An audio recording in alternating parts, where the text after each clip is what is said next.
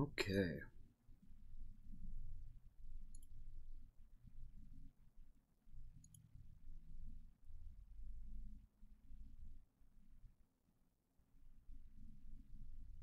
Hopefully things are running a little smoother than they were yesterday at the start of the stream.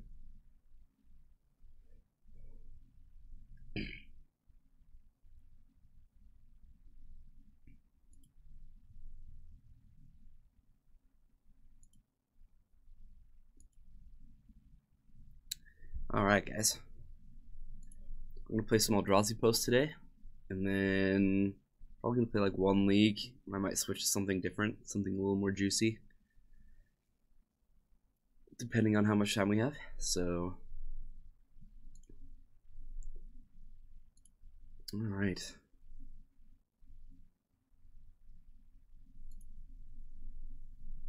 Pretty close to the same deck list that I've been playing. Just want to hit this top end. Okay.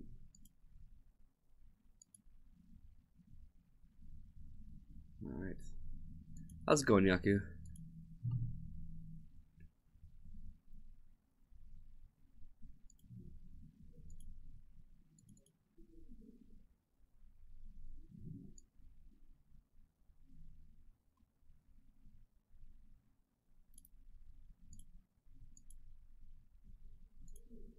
Okay.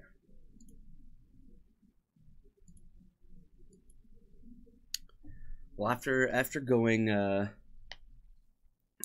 2 and 3 with Cheerios yesterday, I feel like we should pretty much be able to 2-3 with anything. Excited to see Ulamog Windmill Slam? Oh, that's definitely gonna happen. Definitely gonna happen. It's kind of the nature of this deck.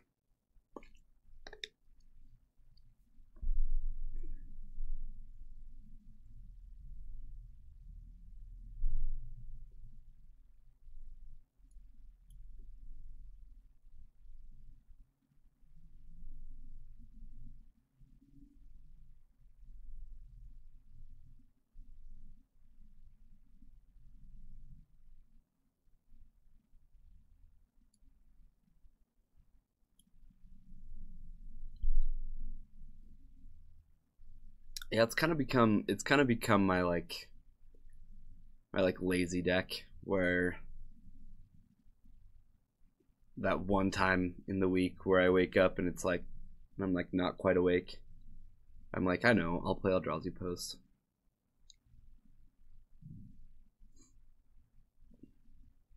Yeah, it is kind of fun.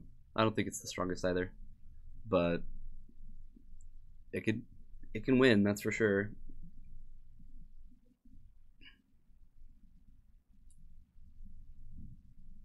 I'd probably put it in the top 20 decks of Legacy. Definitely powerful.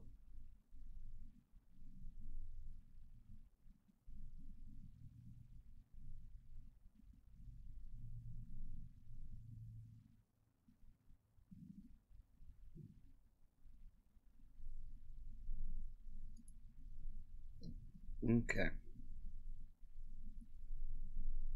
Let's get started.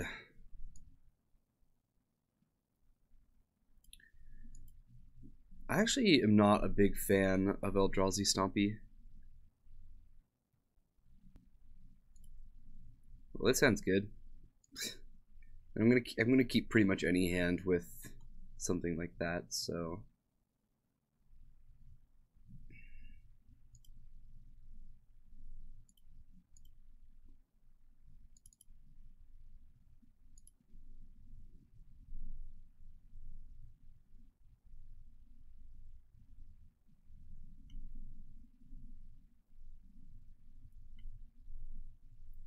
they threw a Baleful Strix. And we're just gonna retry this turn.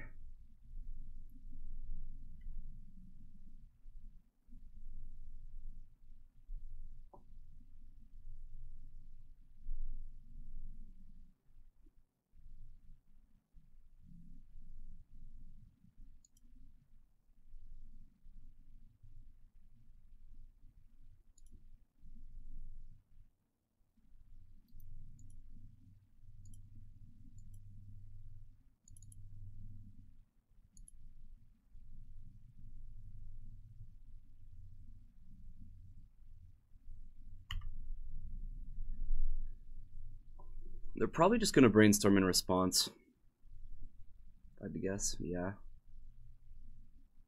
See if they can find another force of will. Either way, this resolving or not resolving, it's gonna put us in a pretty good position, I think. Yeah.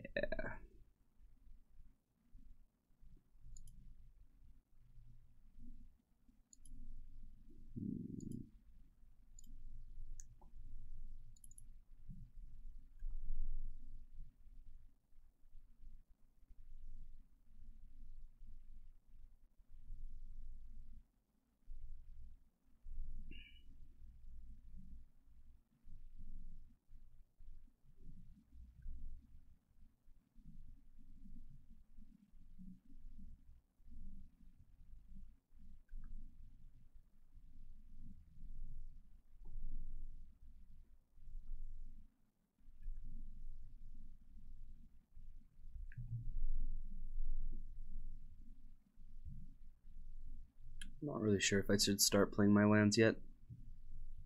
Maybe I'm supposed to.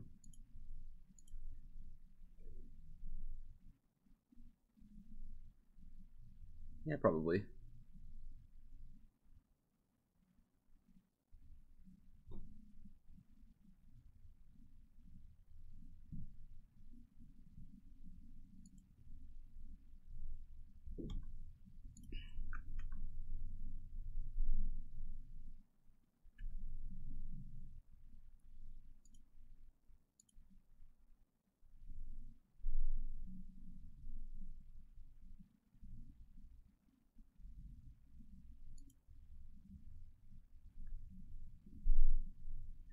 Well, if there's a game that Azur's Gate's gonna look good, it's probably gonna be in this one.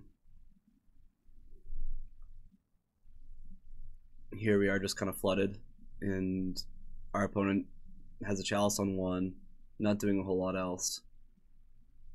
Digging's gonna be, oh my goodness, is this opposition?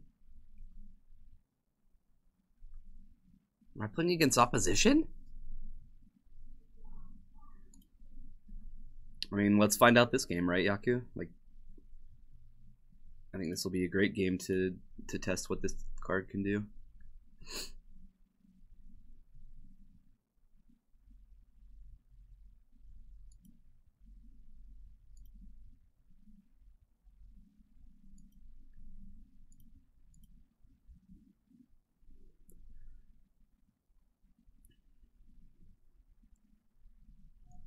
Okay, it's Alurin.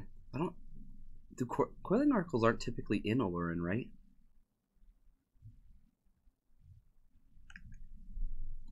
We're definitely gonna name Cavern Harpy.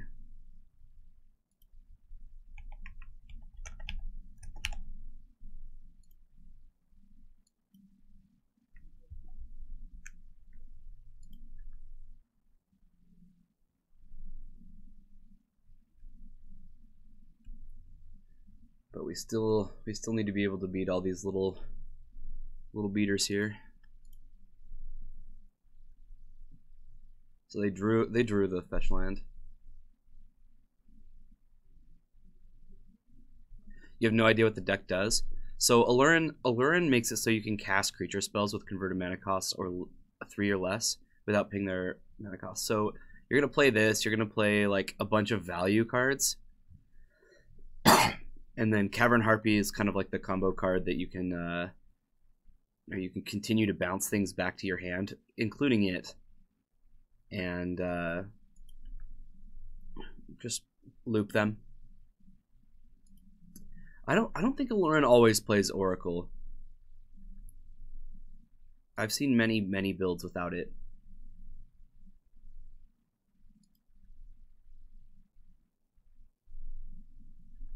So they find a Force of Will.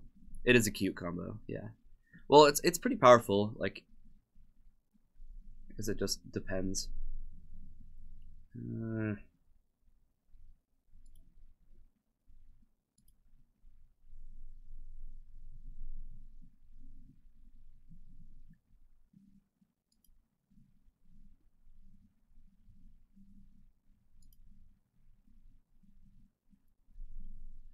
We are not doing much. Well, it's pretty clear that like Chalice on 2 is stronger than Chalice on 1, apparently.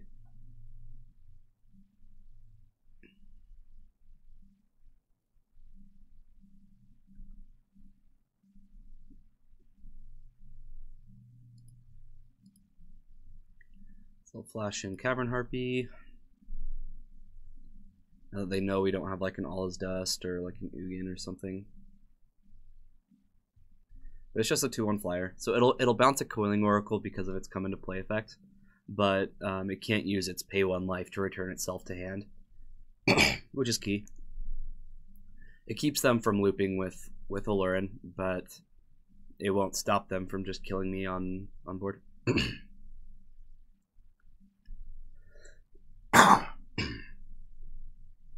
Alright, how much mana do we have? 1, 2, 3, 4, 5, 6, 7.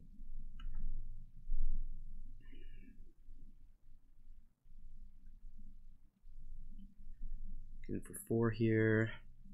They get to hold up Force of Will.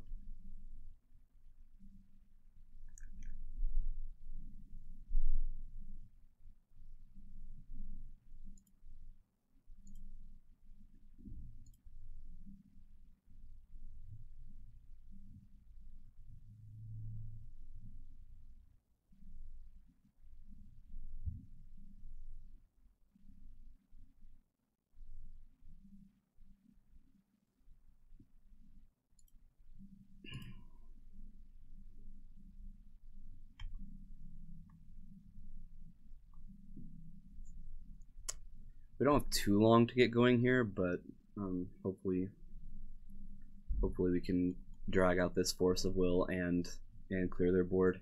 It's kind of a tall order. Yeah, I agree. I think it is a little slow. But the thing is like you don't need to learn to win. They have a lot of value creatures, and sometimes they're hard to answer.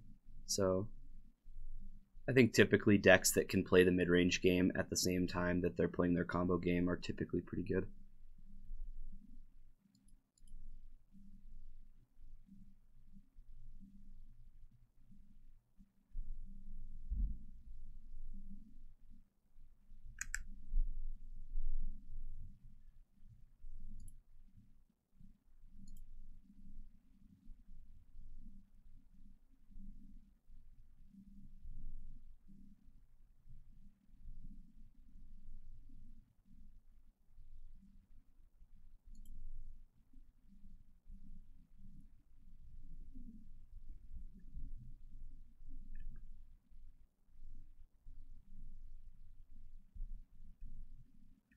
So we're gonna go to like 1 here. I don't actually think we can win this game. Can Aluren win through Trinity? Well, they can't win through Sorcerer's Spyglass on Cavern Harpy. They're just gonna attack me.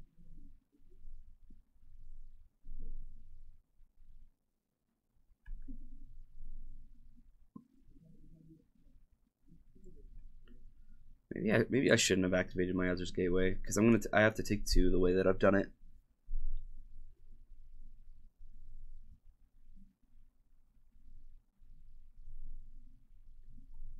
This is 3, 6.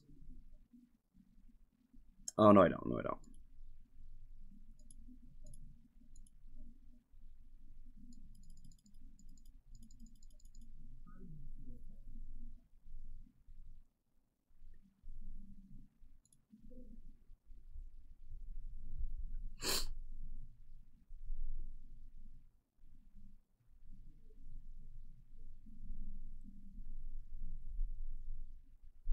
That is decent. The problem is I still know that they have a Coiling Oracle in hand.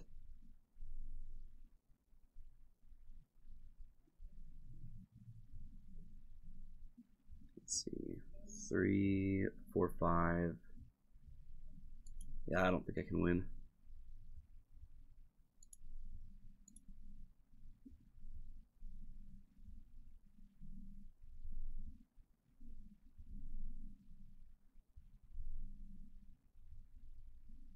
Is that good enough? Maybe.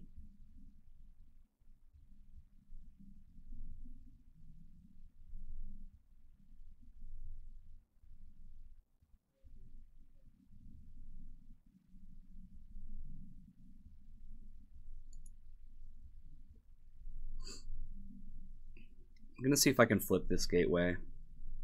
I'm gaining five life actually seems to matter a lot here.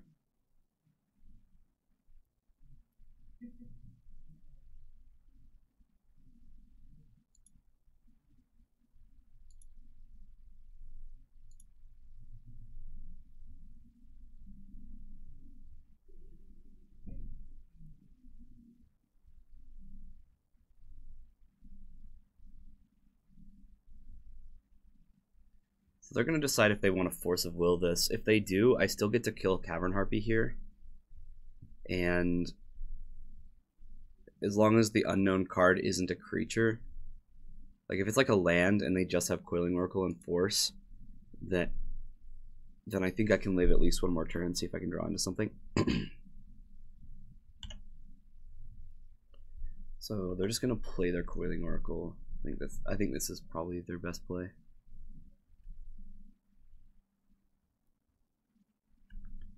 Oh shoot. Yeah, that's bad. Into a Shardless Agent. Alright.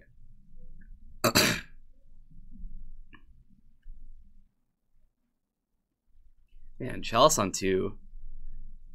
Next game I'm keeping this in mind. Chalice on 2 might be like much better.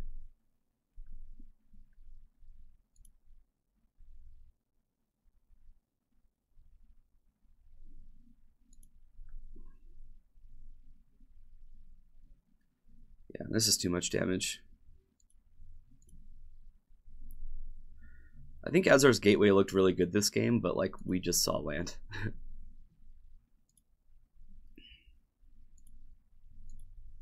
Okay. Well, I like Ratchet Bomb. I like the Sorcerer's Spyglass. Wormcoil and Batterskull seem like cards that they'll have a really hard time with. All's Dust seems important.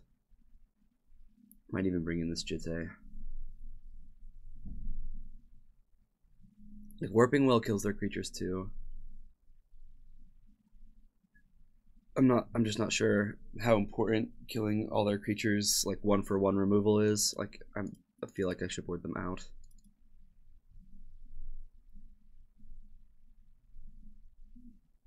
I actually don't know how Trinisphere interacts with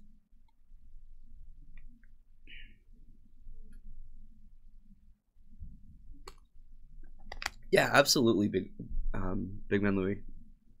No question about it. It was definitely an interesting game. Probably cut down on a couple of my sowers. Want to keep all my All's Dust and Ugins. Probably don't need 2 Ulamog. Trinisphere would be the last layer. Maybe. They might have to pay 3 with this out. I mean, it's going to be obnoxious either way. I'm not sure. How's it going, Cody? Alright, I need to cut 3 more cards here.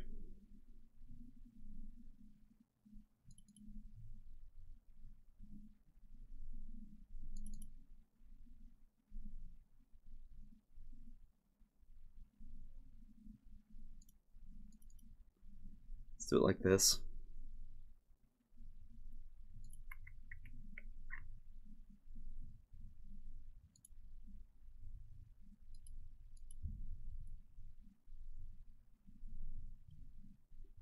Yeah, I think this will do. It is a little slow, but I think it's good.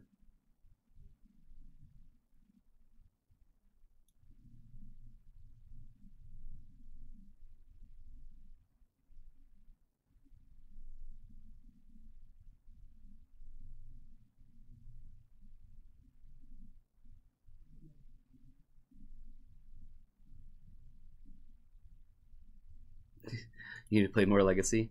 Everybody needs to play a little more Legacy.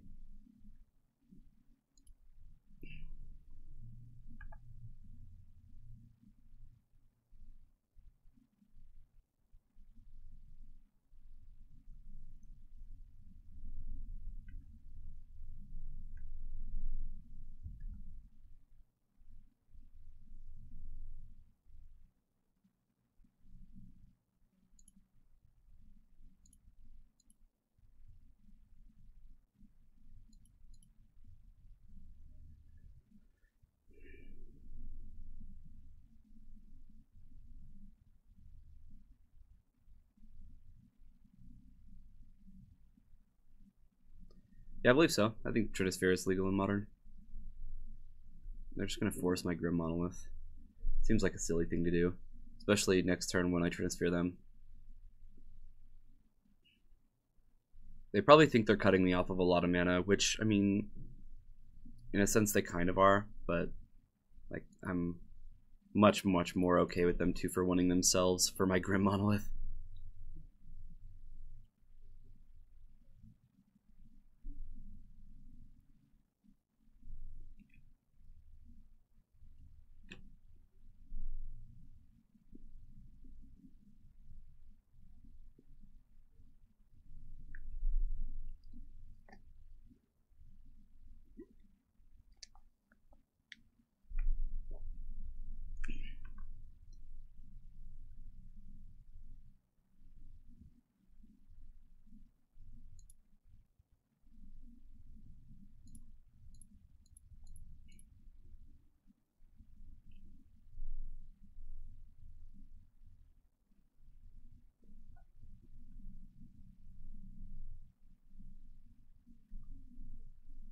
Probably another Brainstorm. This is the Brainstorm that says, I wish I hadn't Force of Willed your Grim Monolith. Unless they find a force here, then they'll be like, okay, that's fine. Alright, that's going to be pretty annoying for them. But we still need to draw mana.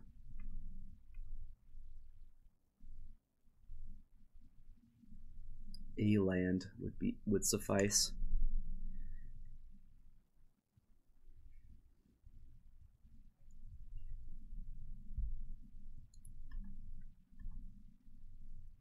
So this card costs 3, I believe. Yeah.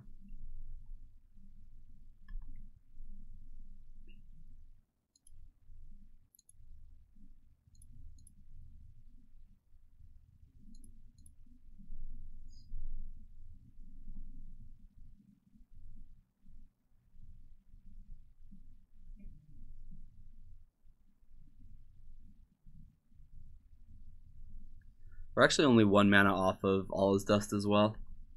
Not that we would All Is Dust this Shardless Agent, but probably going to be like a 3 mana Coiling Oracle. All the value. Alright, they reveal Deathrite Shaman. That costs 3, my friend.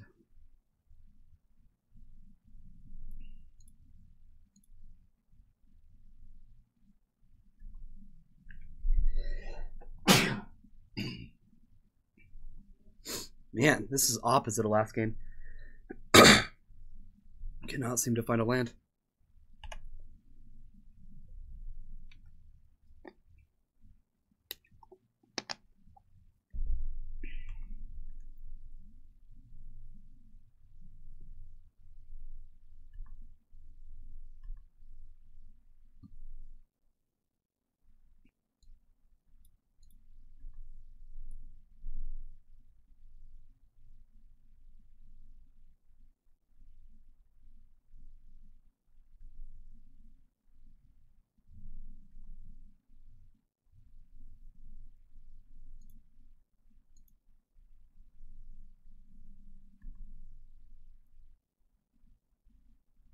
There we go. I kind of had a feeling that we were going to draw Cloud Post as our 4th land. Still happy to see it, but we are still a turn away from doing anything that we want to do. But we just get to All Is Dust twice in a row. I might crack Ratchet Bomb if they commit 1 more creature, but saving 2 damage here actually might be worth it.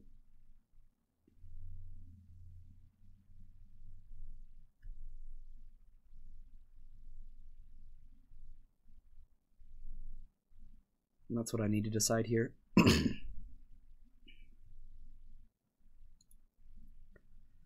Like, we have plenty of ways to kill their things. Yeah, I think I am going to save myself a couple damage. It's kind of silly, but I think our hand just needs a little bit of time.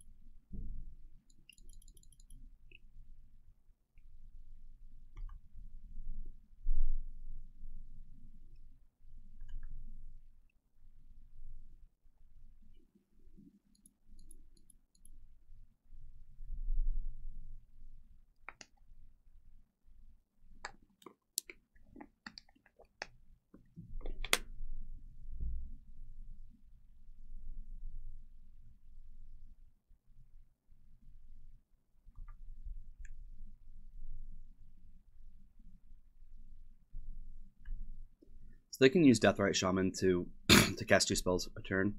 It's probably why they wanted to get this out first.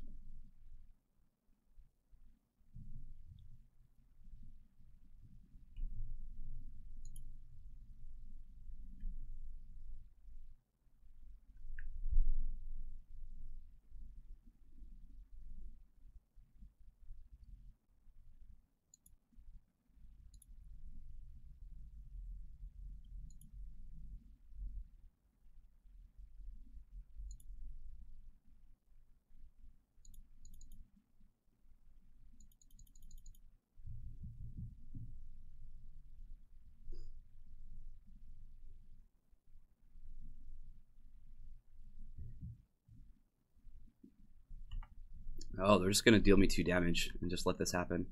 That's kind of big. Let's see. We have 3 mana here. I'd rather put this on 4 than on 2.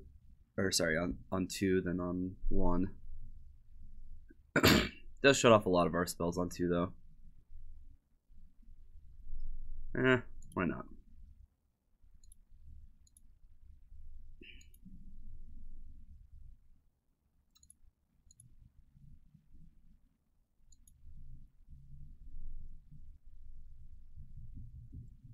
This is doing at least something. Shutting off brainstorms. I guess they don't have a ton left in their deck, but from this point we're just gonna try to stick this Wormcoil Engine. Once it sticks, we should win.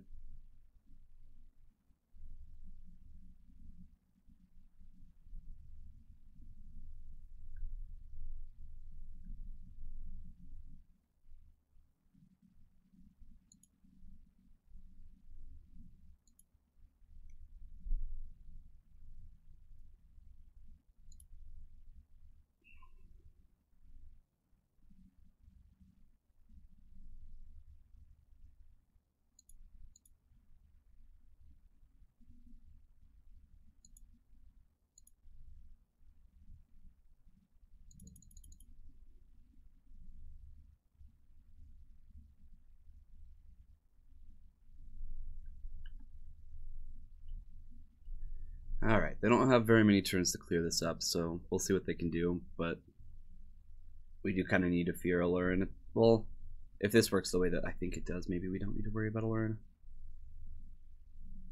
Yep.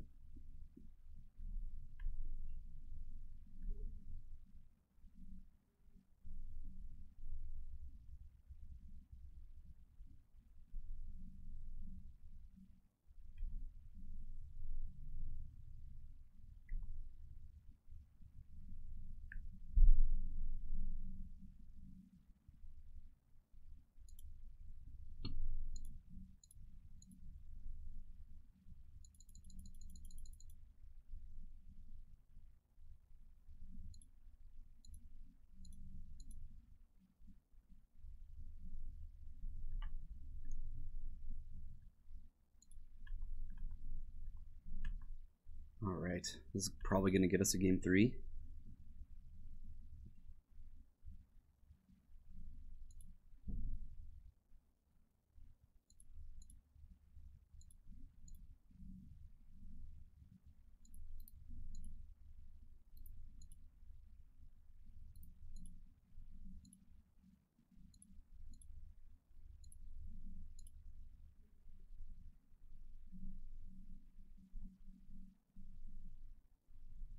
Probably not, no. Not with Jitte sitting on 2 counters. I don't see them coming back out of this. Even if they had like a lot of the cards that would get them out. Alright.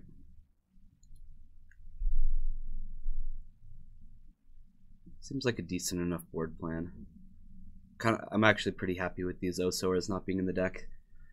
Even though they're like super easy for this deck to cast, they're kind of a problem because our opponent's just playing with a bunch of Baleful Strix. They're not doing a whole lot. Like Endbringer at least can deal with them and then attack when they're not there.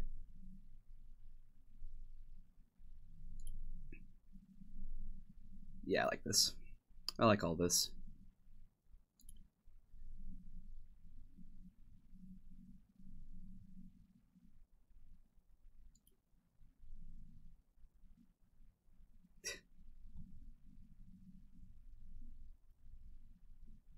You can kind of just put the Jitte somewhere in its gears somewhere.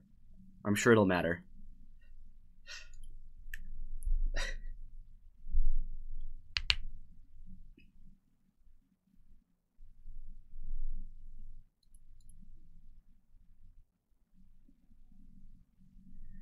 Yeah, this hand is more similar to our first hand.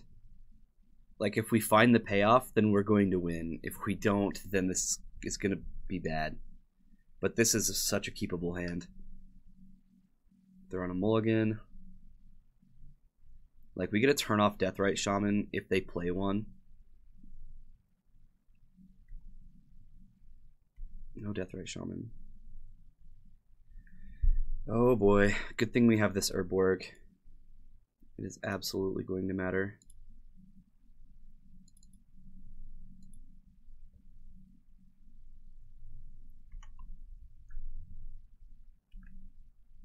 Yep. They're like, I'll get my brainstorm in now.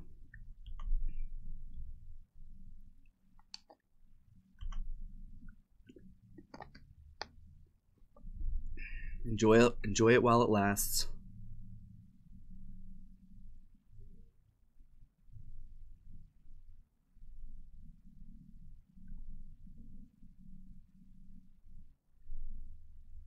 Oh, they're gonna force this. Sure. Parasitic Strix is down. Yeah, this is fine. They're on a mulligan and they just 2-for-1 themselves on turn 1. Like, this is probably gonna be another brainstorm. Oh, Deathrite. Yeah, fine. Okay.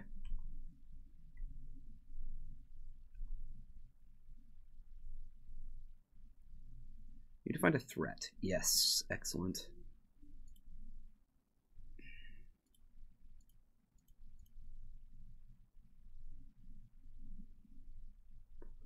Force of Will, Deathrite Shaman, Allurin, and we're going to shut off 2 of their cards. This seems like a good thing for us.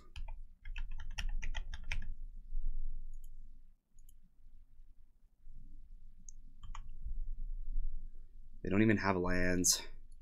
So now that their Deathrite Shaman's shut off, like, pretty much all they can do from this point is play their Deathrite Shaman, attack me for 1. And then hope to find a blue card at some point for this Force of Will.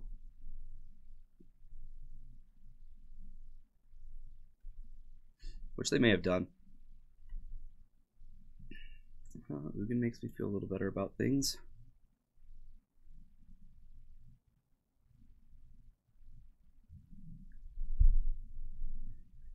Probably going to try to slam Batterskull here.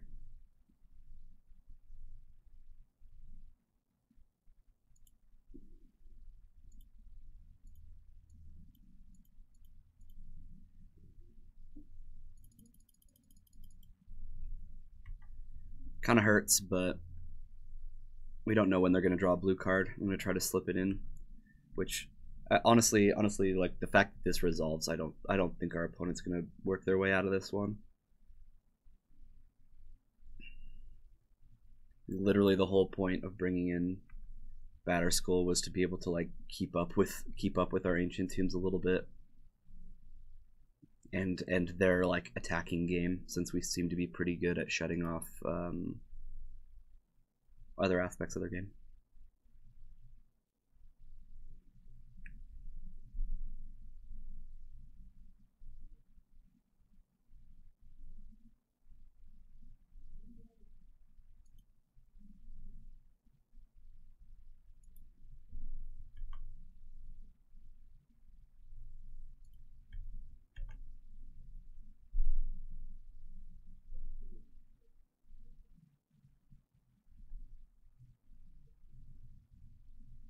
No blocks from them.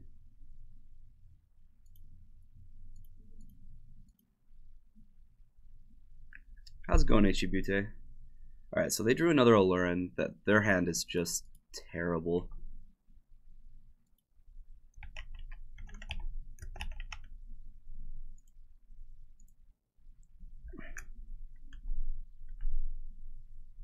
So the fact that I'm getting life off of Batterskull is going to make casting Ugin feel a lot better. They drew a land, so we know that they don't have Force of Will.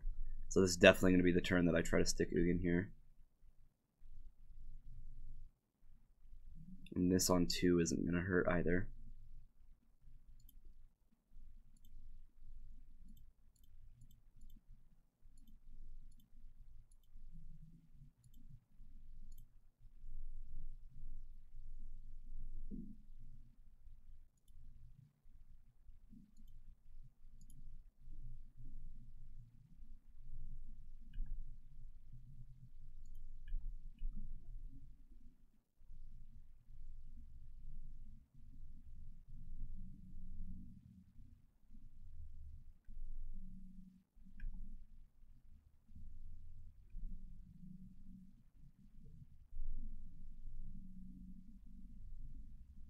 I have Urborg and they keep getting like black sources. Kind of funny.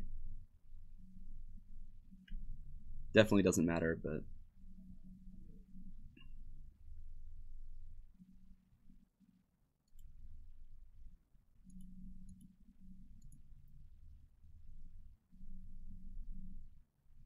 they should have blocked last turn. I don't know what they were thinking.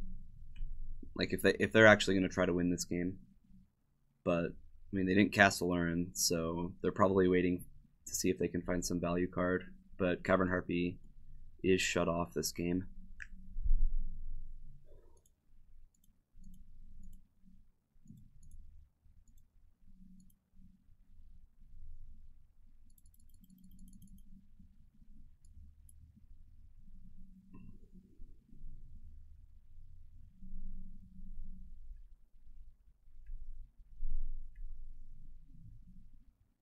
I have no idea what they could have at this point.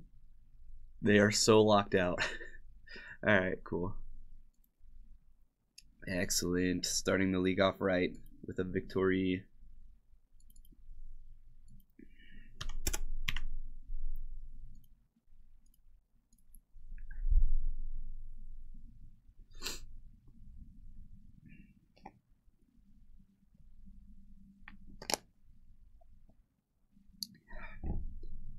Yeah, I was feeling a little Eldrazi post today, for sure. Starting up a match against Aluren.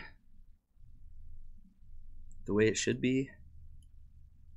Except for when I decide that there probably will be a day where I'm like, you know what, I'm going to try out Aluren. So I'm gonna exclude that day of the days that I should be losing. Or Aluren should be losing. Okay. Yeah, this seems pretty strong. It is a touch slow, but absolutely keepable. A deck that loses to Torpor Orb isn't all that great. Yeah, lucky for them, Torpor Orb's not really everywhere.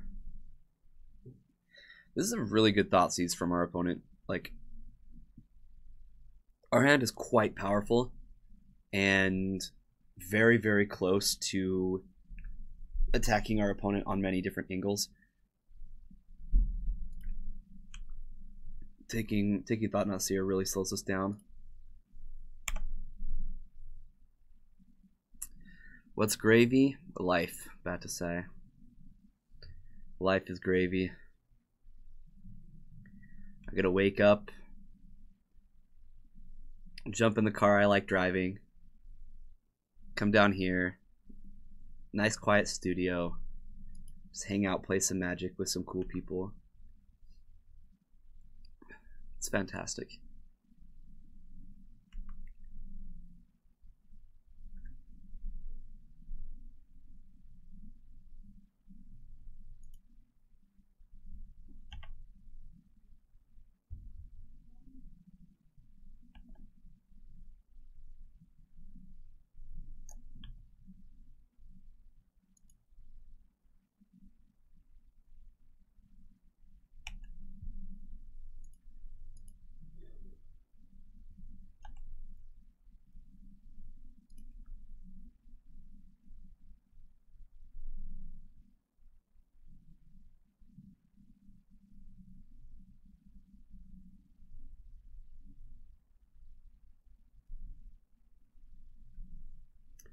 Yeah, if they don't do anything, then I'll probably make a 1/1 here. but it depends on what they do. Because if there's something that's good to kill, this looks like a true name. Yeah, we'll definitely make a 1/1.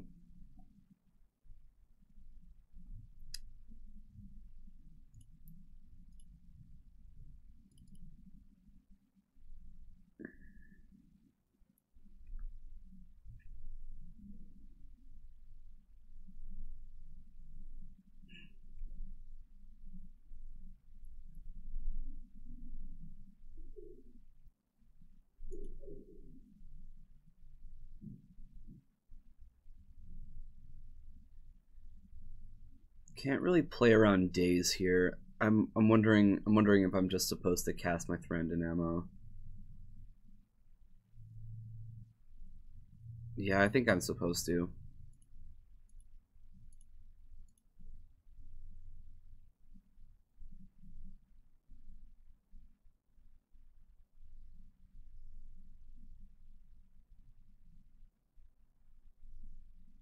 The days would make me sacrifice my Scion, which might be worth their time. They're just going to force this.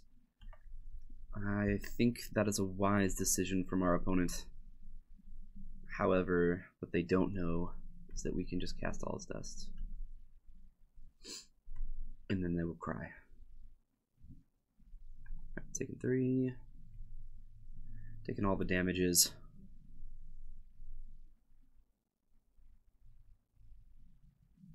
Yeah, so they don't know about Ugin or all his dust.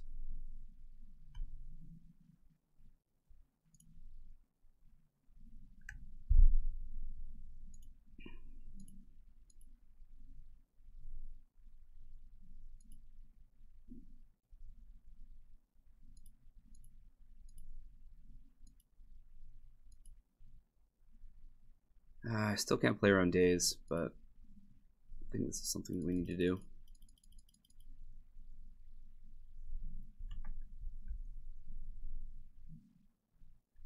I have another Force of Will. Okay, they're completely empty-handed. If I can top deck a Soul Land, then I can cast Ugin. Otherwise, I'm dead in 2 turns.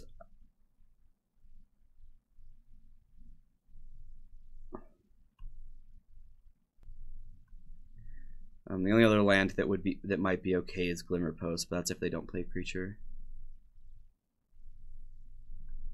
They played a creature. Thought-Knot Seer does not do it.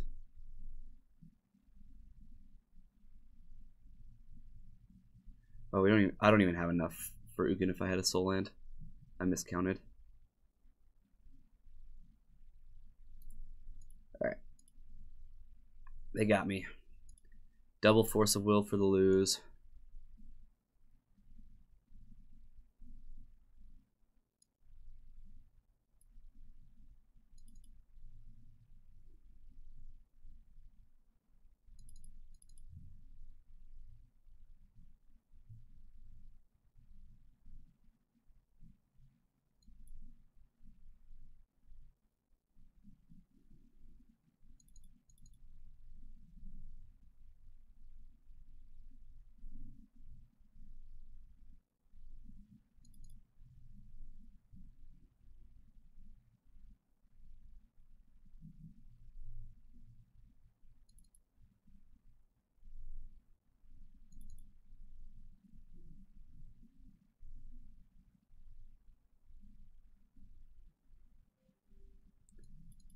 Let's cut that down since it's legendary. Let's just keep another Sorcerer Spyglass.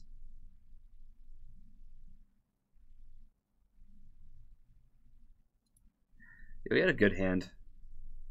Their Thoughtseize taking Thought-Knot Seer was kind of huge, because then I would be able to take like one of their True Name Nemesis, and the clock slows down by half, right? You're pretty juiced. That's awesome. I'm a proud owner of 5 Bryce Felt Altars, so I know the joy of owning them.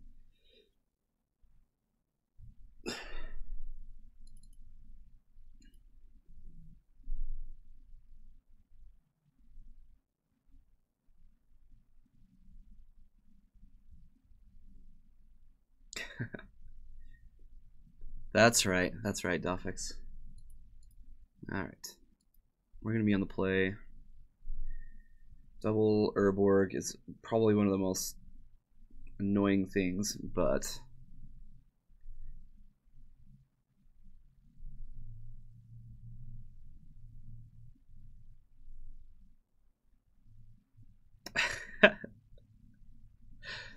no worries, Doffix. I don't know what I think about this hand. Like, Ulamog might not get cast this game at all. Sorcerer Spyglass can come down turn 1, maybe shut off, like, I don't know, Deathrite Shaman or something. I like Trinisphere a lot in this hand. I'm gonna keep.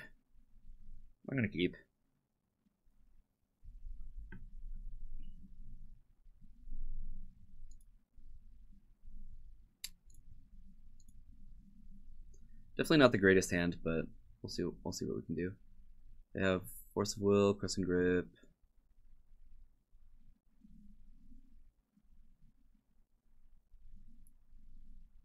Probably just naming this Polluted Delta.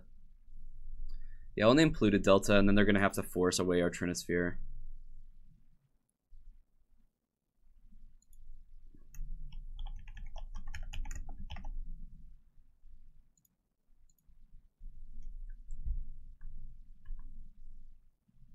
Yeah, he'll force it. He has to. We just shut down one of his lands.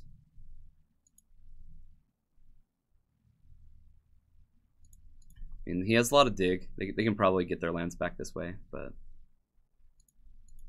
they also don't have a threat.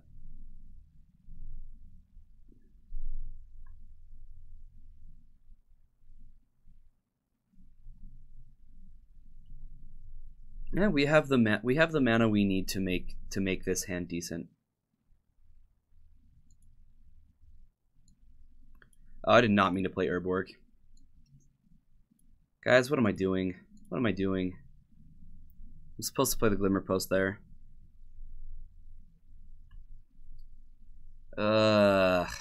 Kyre.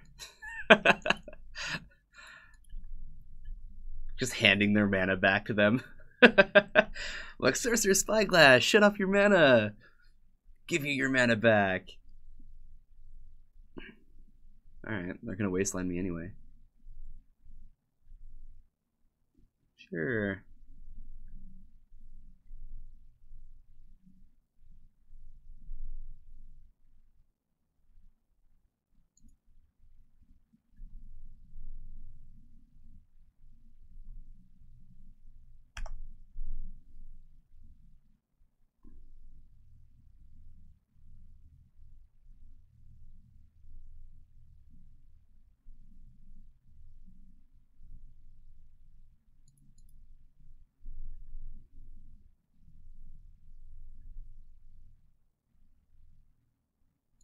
Kill it. With what?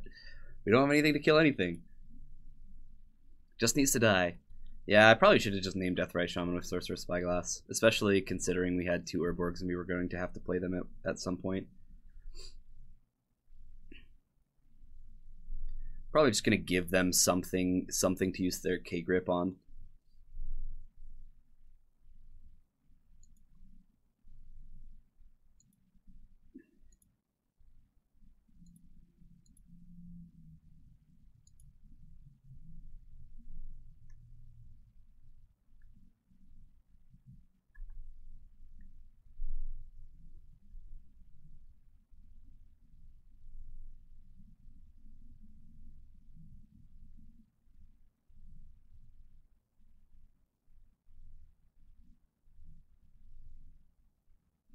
Unless they fetched away their Crescent Grip, which they could have done. I kind of doubt it, but they could have. Maybe he'll forget and try to daze it. That would be beautiful. That'd be beautiful. Yeah, activate Deathrite Shaman here. Oh, Life from the Loam. Interesting.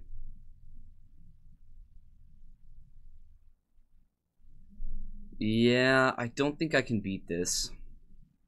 I think we're losing this one.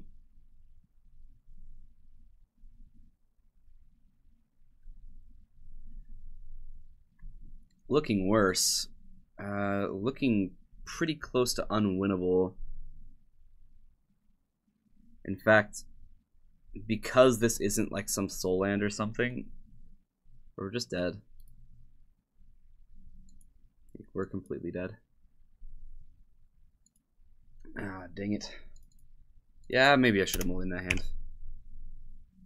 It seemed fine. Like, it wasn't like the worst hand. I just need to draw into something. Wasteland was something that we didn't see game one.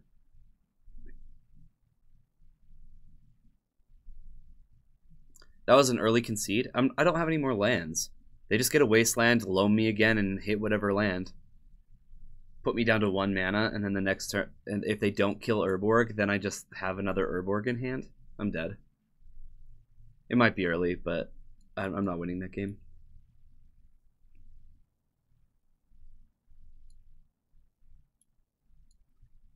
Feel pretty okay about that concede, actually.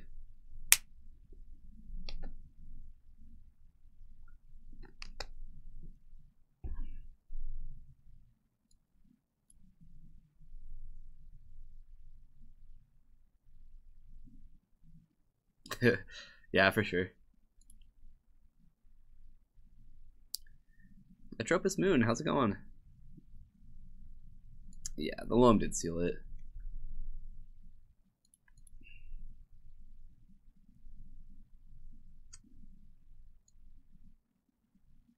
Double Ulamog is awkward, but we can get rid of one to the gate, so I'm going to keep.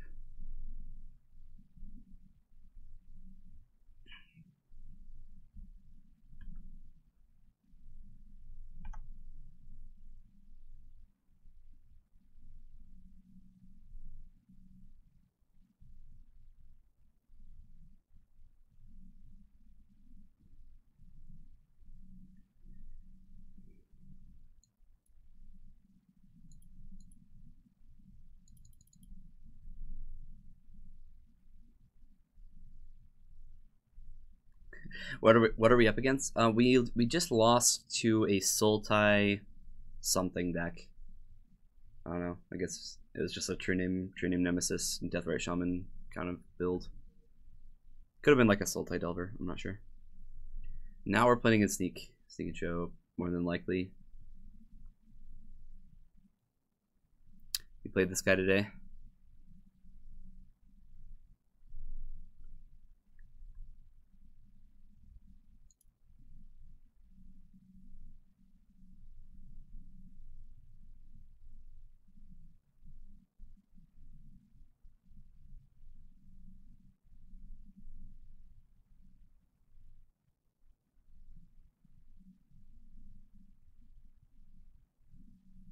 Actually, I probably should have done Thought Not Seer. I probably should have done Thought Not Seer. Shoot. I should have put Thought Not Seer into play.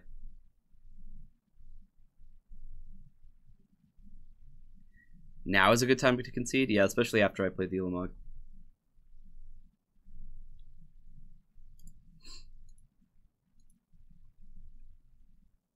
Trinisphere would have been the best. And Trinisphere would have been good too.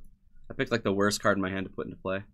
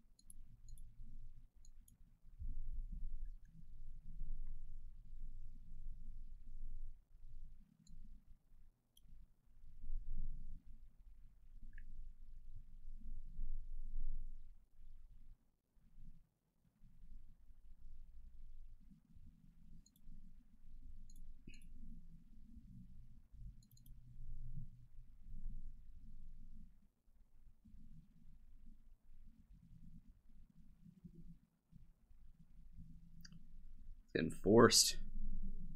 Excellent.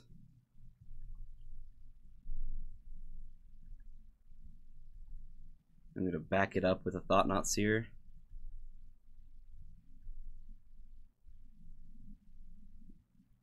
Hold up Warping Whale. I think we're doing alright. I think we're doing just fine.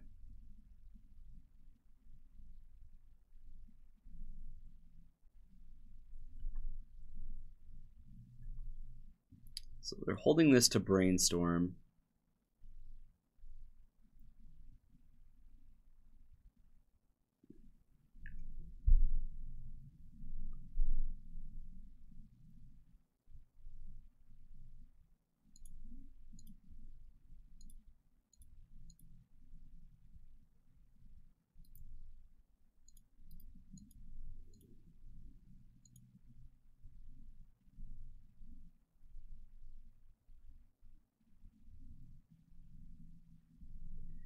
Yeah, maybe I should have done Cloud Post.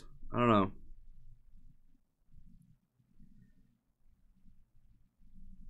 I still kind of like just playing this here, though.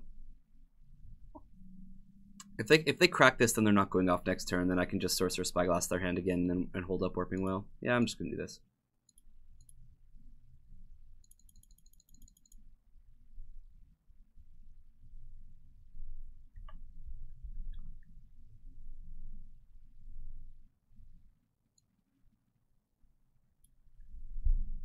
So they don't have any more mana.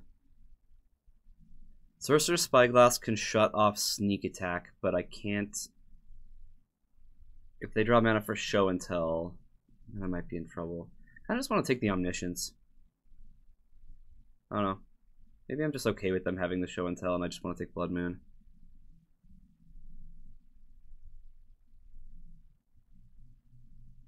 Yeah, let's take Blood Moon.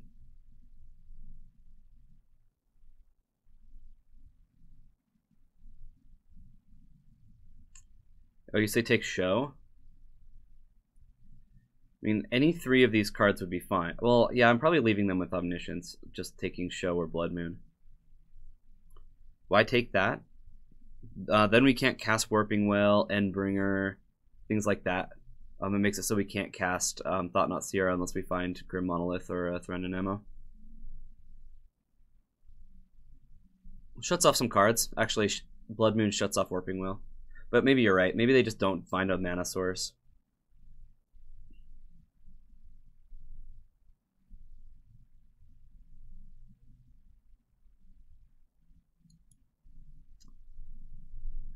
Yeah, I'll take the Show.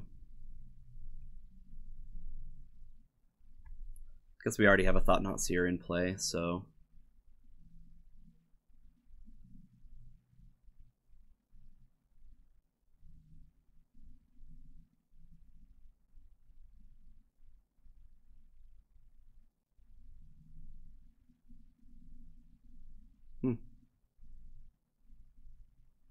Yeah, there's Blood Moon. Alright, so Warping Whale's dead, unless we find something else. Kind of like Chalice here. Now that this is shut off, I think Chalice is fine.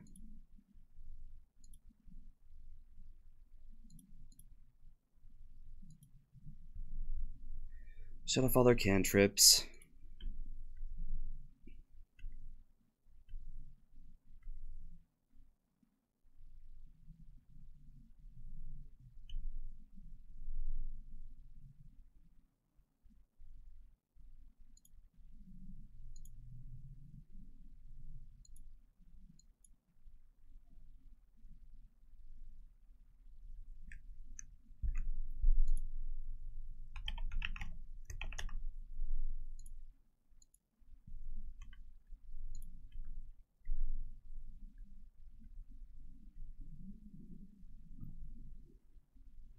So they need like a land to cast Show and Tell into like an Emrakul. Not likely for them. Looks like we'll get a game 3.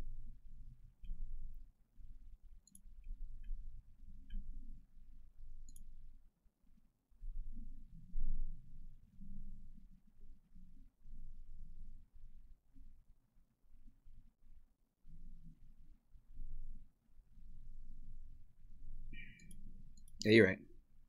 Well, yeah, because he did hit a land, right? Yeah, you're right. That did end up being the correct way to do so.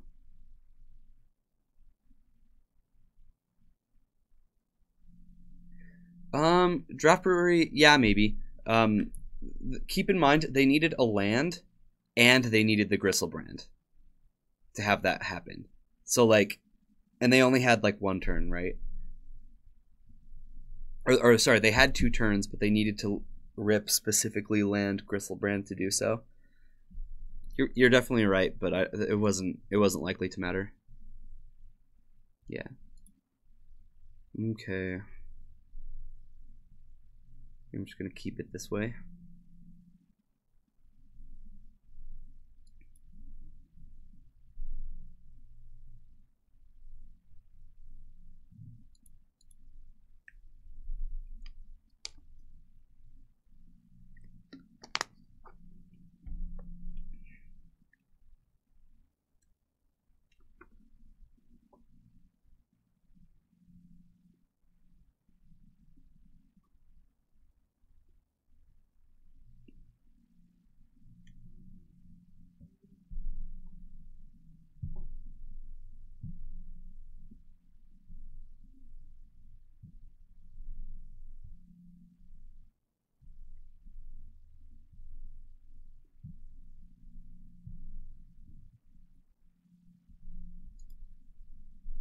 Yeah, good point, little notebook. Just it being a 7/7. I wasn't gonna beat a 7/7.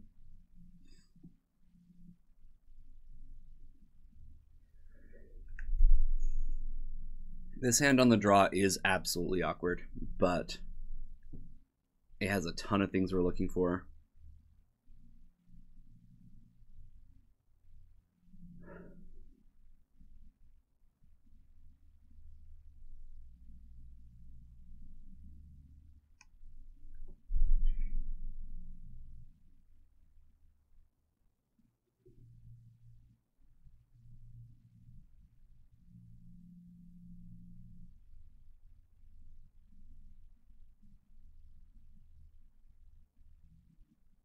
I have no idea if I'm supposed to keep this hand or not.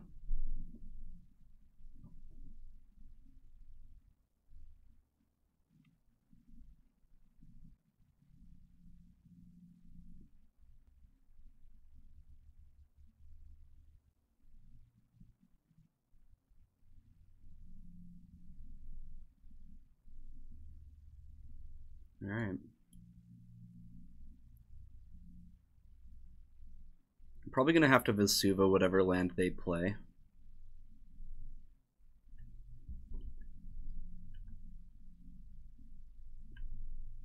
Depending on what land I draw.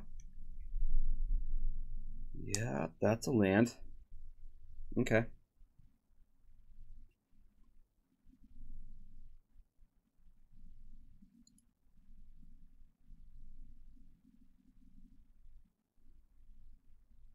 I can monolith into Trinisphere now. Because if I go city, monolith, Trinisphere, and then next turn Eye of Ugin, you know, float the mana, Thought Knot Seer.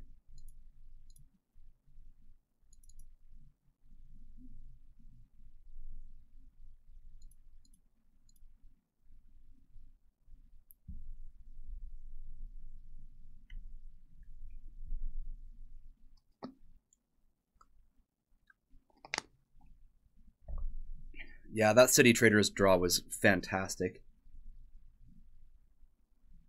Maybe Ancient Tomb would have been a little better.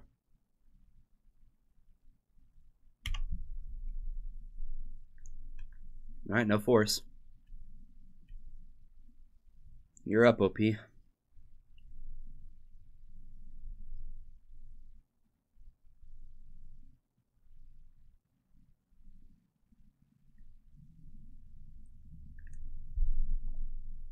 Yeah, I think Ancient Tomb was our best draw, but City will do.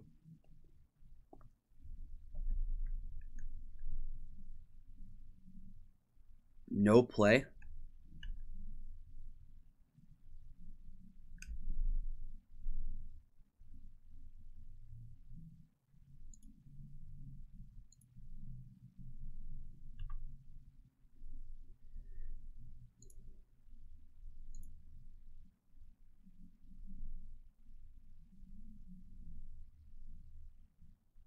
Oh. Can I undo this? I totally can't.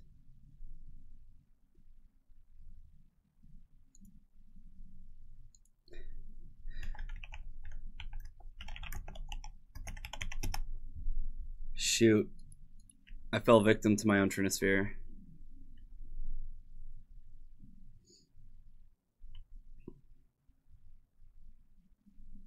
I didn't realize that the eye didn't count for that mana. I don't think I've had a situation like this come up yet since I've been doing this.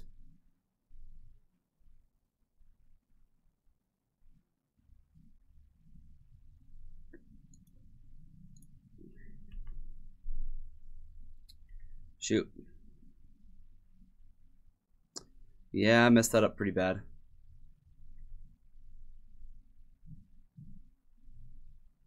But what I'll probably do is Vesuva their City of Traders.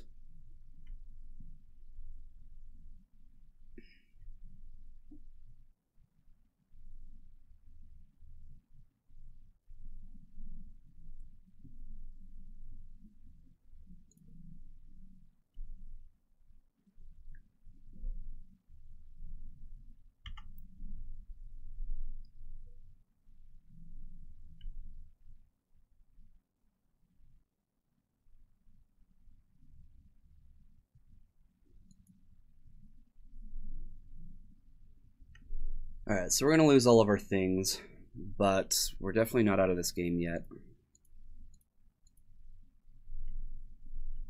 yet. We're pretty close. Before they find a threat, we need to oh, I should have taken their Ponder. I did that wrong. Man, I'm throwing all sorts of plays around. That's what happens when I'm playing when I'm tired. Okay. Take a walk there. Hope that we can fade something for one turn. Pretty please. Oh, they found something just off the top? You're kidding. Alright. Well, we were never going to beat this. We were never going to beat this. Yeah. Rough beats. Jeez, now I'm wishing I had played Cheerios. No, I probably could have won that game. I made some silly mistakes, but I guess that part didn't matter.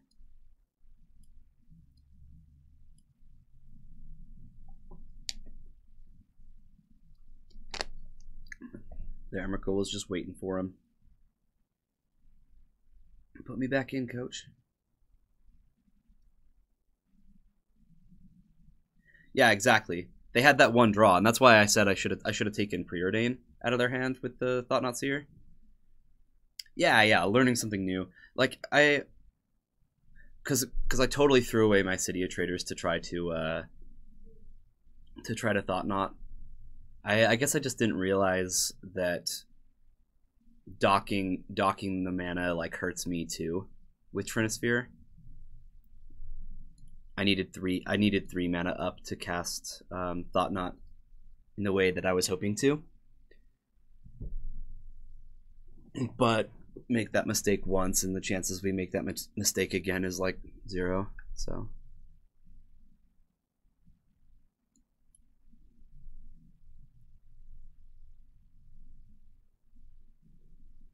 yeah, I think this is keepable.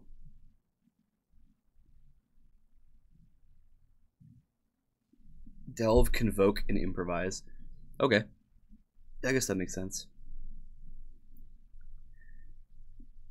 Because Delve is replacing the mana? So is it because it's a replacement effect?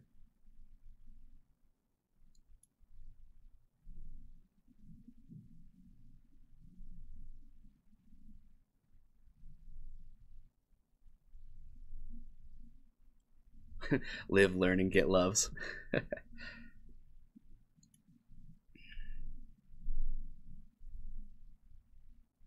Oh, it's not a replacement effect? It's actually paying for mana?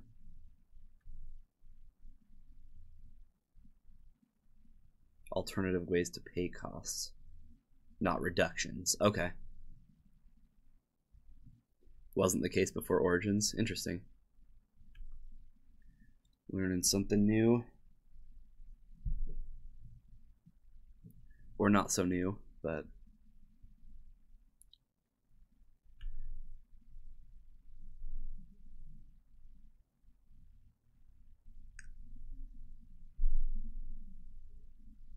Well, I was going to Sorcerer Spyglass, but now I think I just want to Chalice.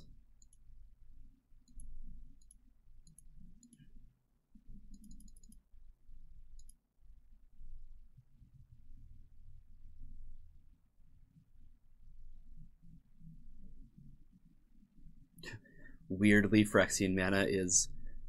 Oh, that's funny. Looks like we're playing against Sneak and Show again.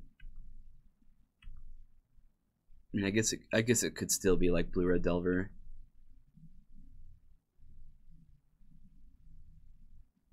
Oh no, they pitched a Preordain, huh? Yeah, probably Sneak and Show again.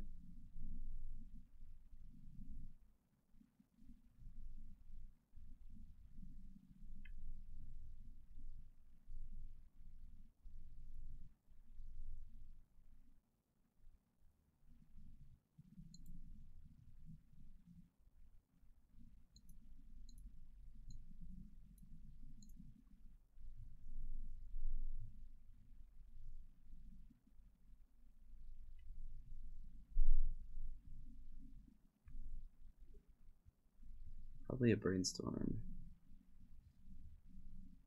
People love brainstorming in response to seeing hands.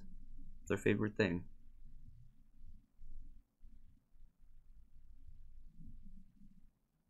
They don't have much. Still gonna name Sneak Attack. Man, the Chalice on 1 would have done work.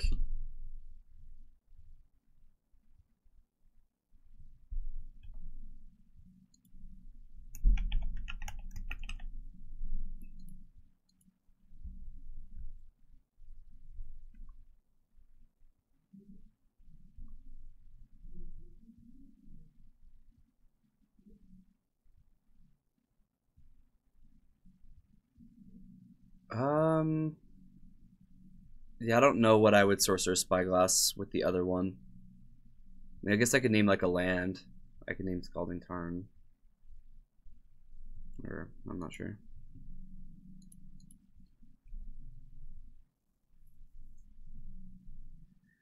Yeah, maybe I'm supposed to do Gristlebrand.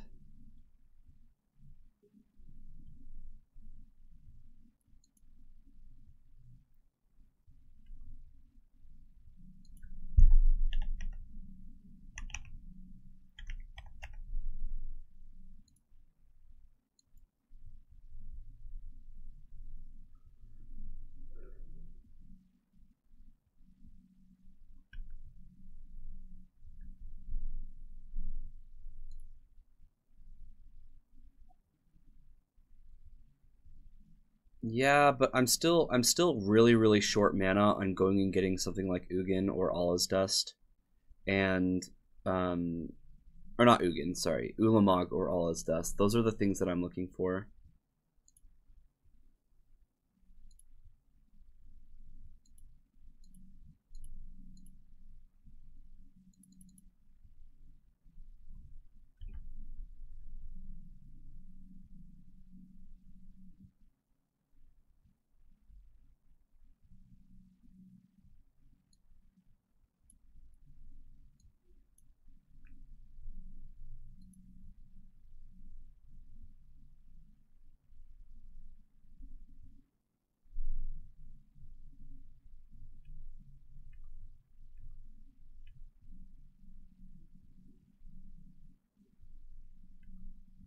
Yeah, I'm aware. But do we have time? We have 3 turns before this Gristlebrand kills us, and we actually do need to kill it.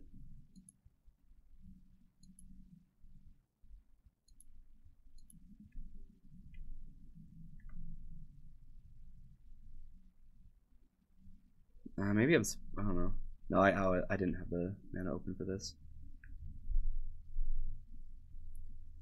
Let's see, 1, 2, 3, 4, 5, 6. Still not there.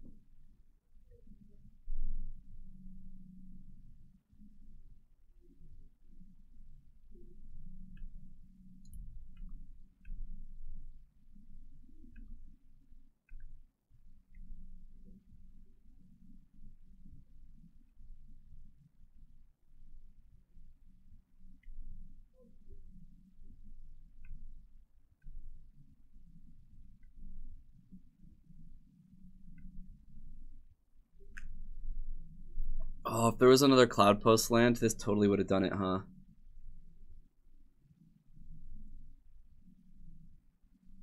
We go up to 7.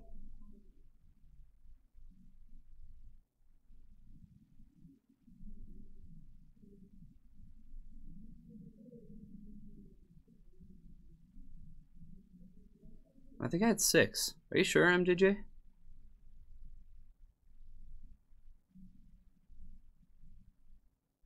Did I actually miss mana? I had 1, 2, 3, 4, 5, 6. 6 mana. Where's my 7th? I have to tap this to itself. I didn't have 7 mana because I got this off of Osower.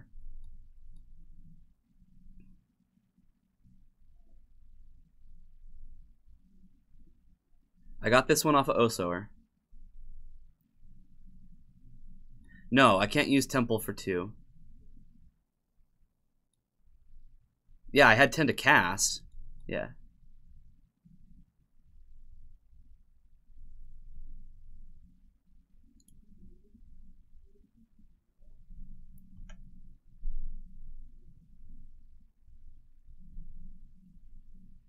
Yeah, you were thinking -3.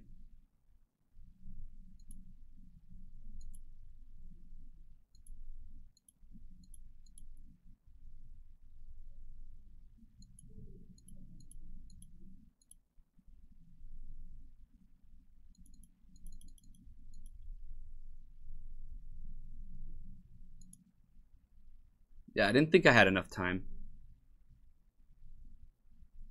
I didn't leave up colorless for Whale. Would that have gotten me there? When I cast Soar the first time. Oh, maybe it would have. Yeah, I'll take that punt. I'll take that punt.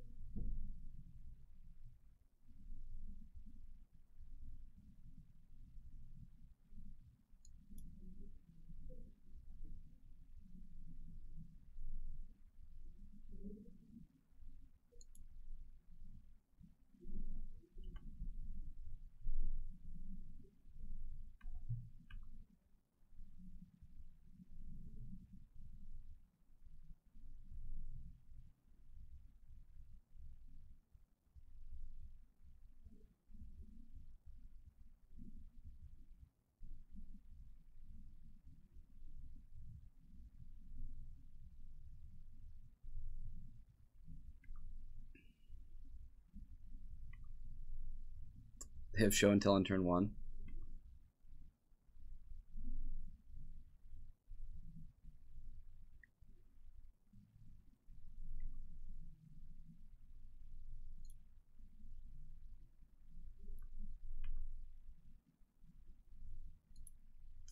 Okay, they don't have anything. They just have this omniscience. So they're just waiting to find something. Well, this is super weird. So I actually do want to get this Trinisphere in ASAP, don't I? Well, I guess they have 2 lands.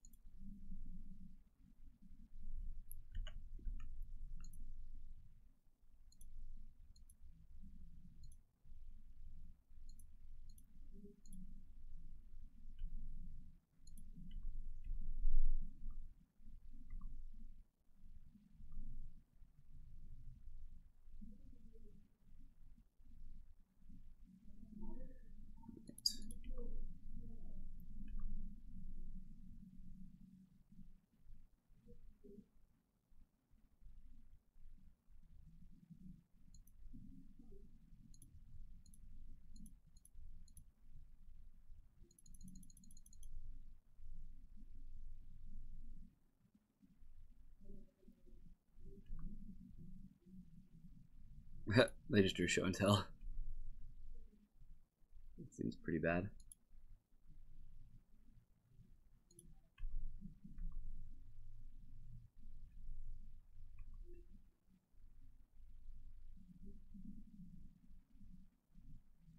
We need to stream some limited? Why in the world would we do that?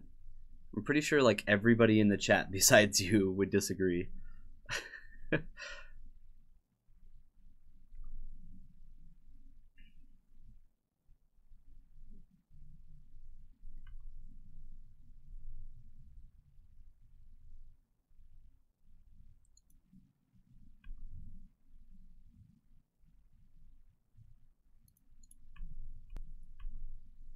Alright.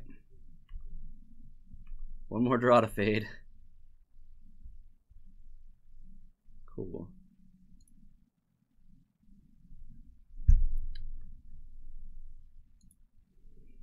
Running it back.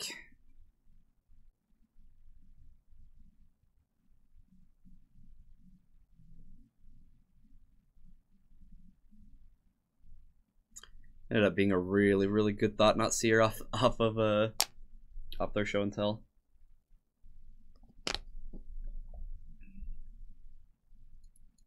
Kind of got lucky that their hand wasn't just the Nutter Butters.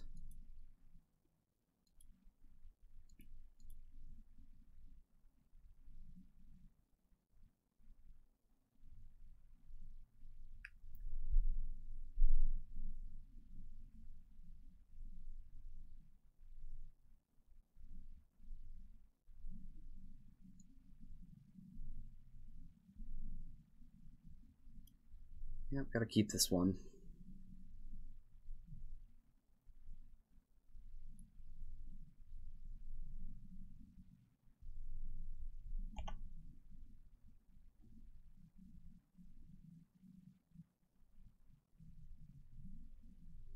I'd love to see a Sorcerer Spyglass that actually hits like something useful.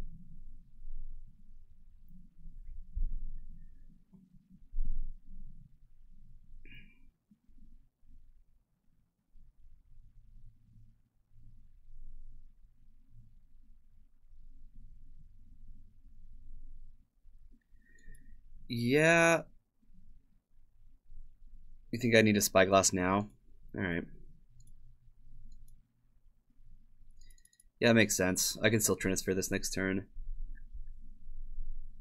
I'm just kind of putting myself low on mana by doing this, but I think interacting probably is the best way to do this. I don't have another mana source.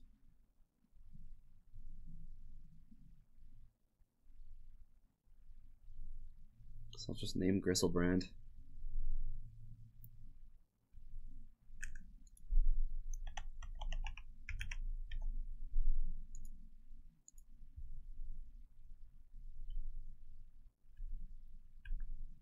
If they show and tell, we put in Ulamog and they put in a 7/7.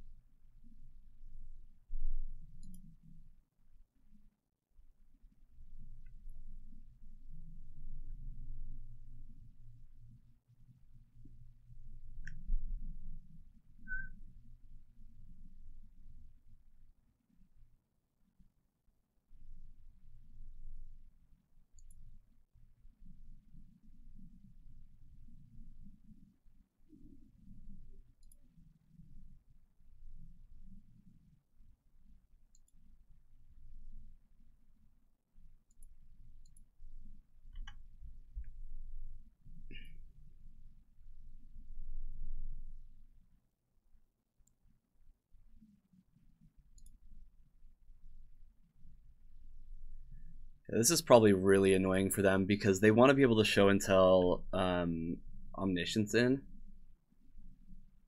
And this just kind of messes with Omniscience, but I mean, they're going to get their Brainstorm out now.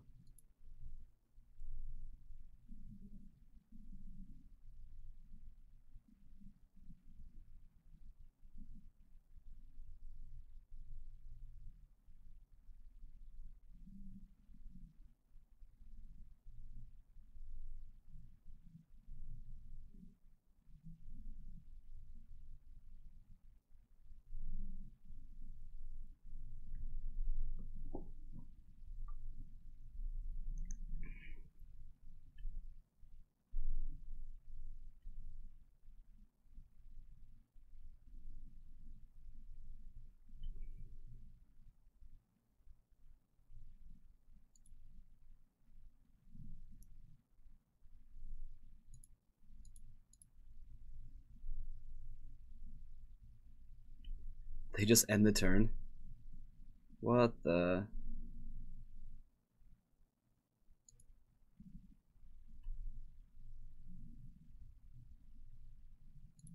Oh, it absolutely does. We're on a 3-turn clock, and they're on a 3-turn clock, but we get to attack first, I believe.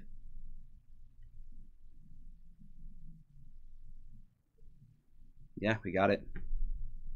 Yes. All right, 2 and 2.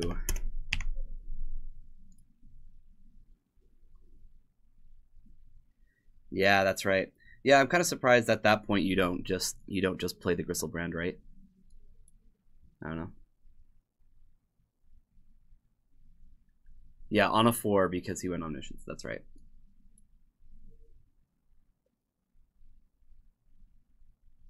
All right, well, let's see if we can go positive here.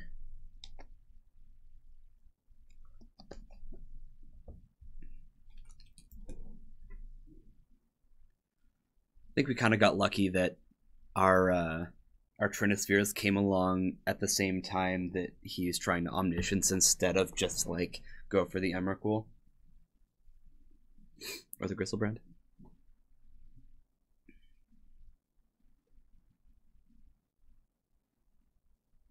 Yeah, maybe.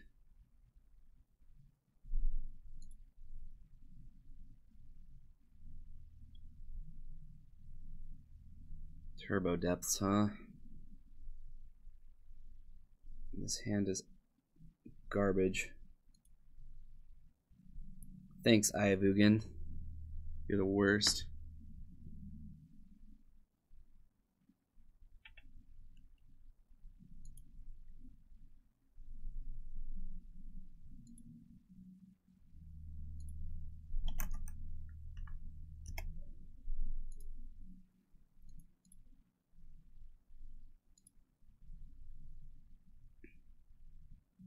This is worse.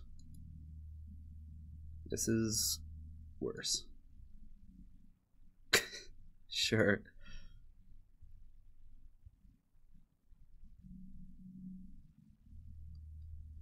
Let him think what he wants.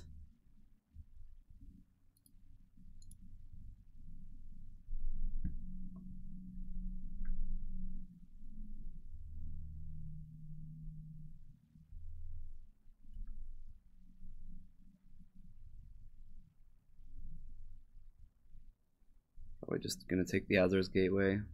Yeah.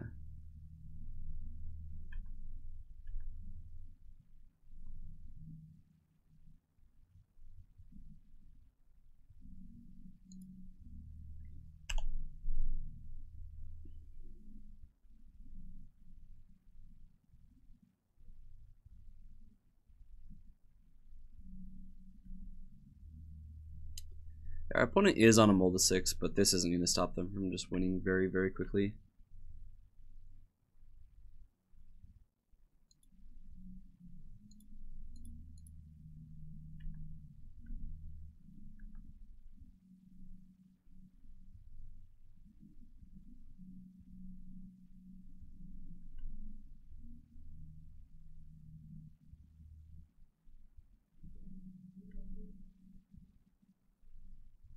Yeah, I could have.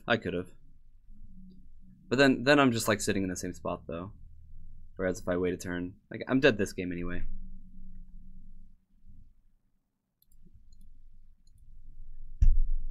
Those hands were all just terrible. Our first hand was probably the best hand, but even then it wasn't functional.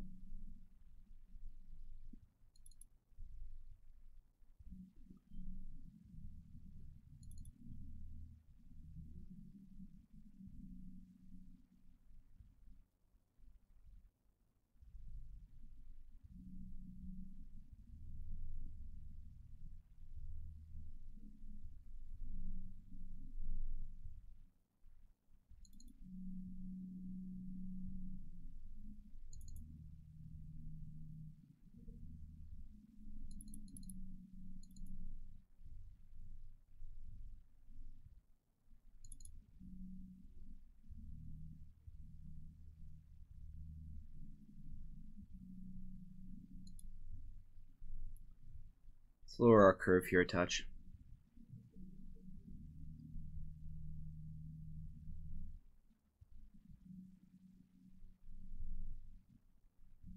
I still don't think I had the mana.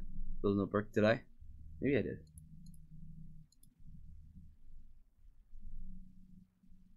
Maybe I did.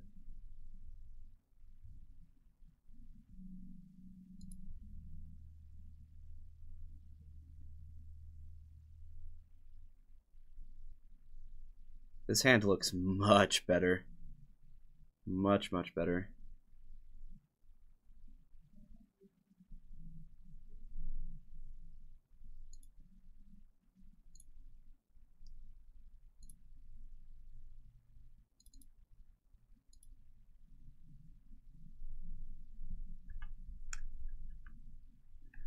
Shut off those crop rotations. All the duress effects. All that jazz.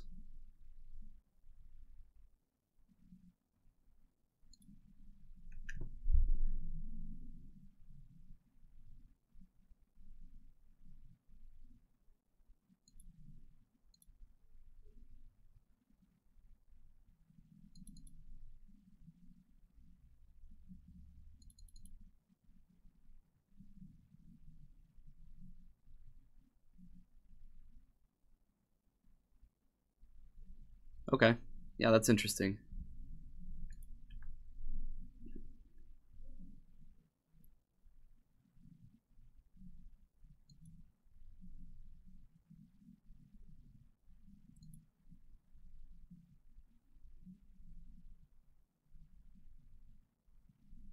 See, I think this case is different. I can All Is Dust next turn anyway, so let's just Sorcerer's Spyglass. Not tapping the Monolith. I mean, I could get the Thrend and Ammo out here and play the Sorcerer's Spyglass, but then my Monolith is tapped. I don't think it makes too much of a difference this time. Well, they can't play any of this. They have Dark Depths, so, but they're pretty far off of playing a Hex Mage.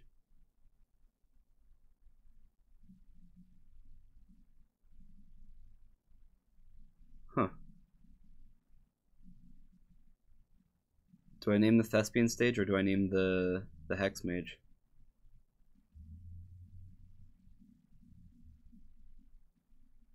Name stage. Okay. Yeah, they're pretty far off of this, aren't they? Like an Urborg would change it.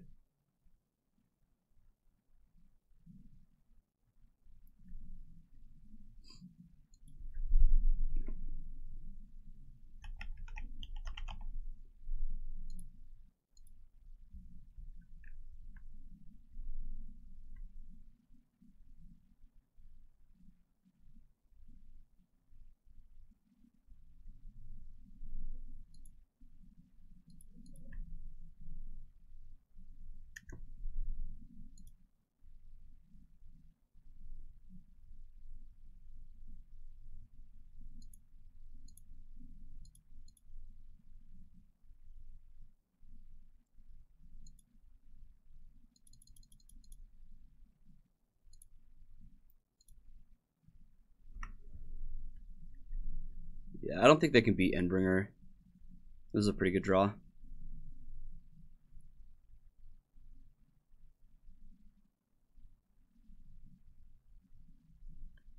Caracas is definitely not doing a lot.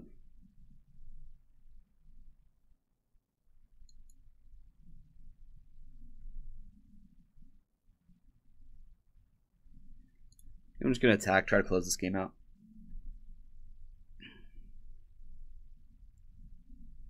Yeah, that's true. That's true. They do have needle effects, but typically they play Pithing Needle. They don't usually play Sorcerer's Spyglass, so Chalice of the Void should keep them from doing that.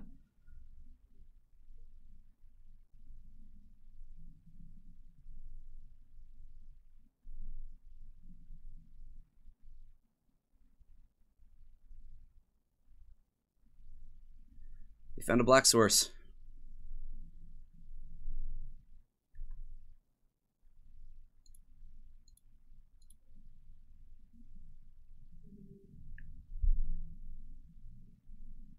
I probably could have drawn a card too. instead of pingdom. But if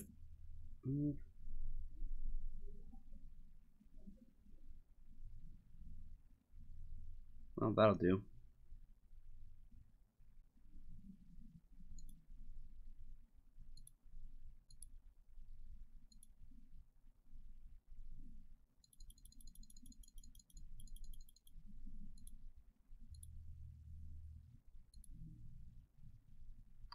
They can bounce it to my hand all they want.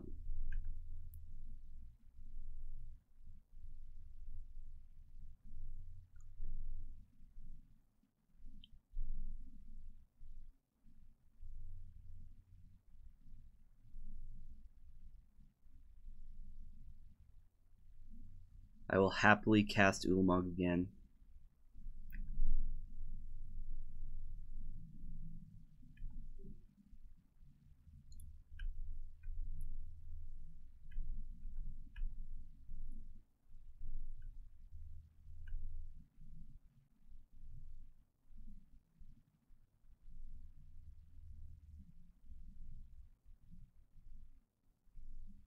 Cool.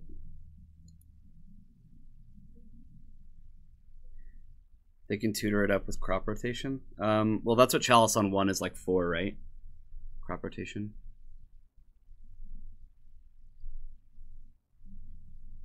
Oh, you're just answering. Okay, sorry.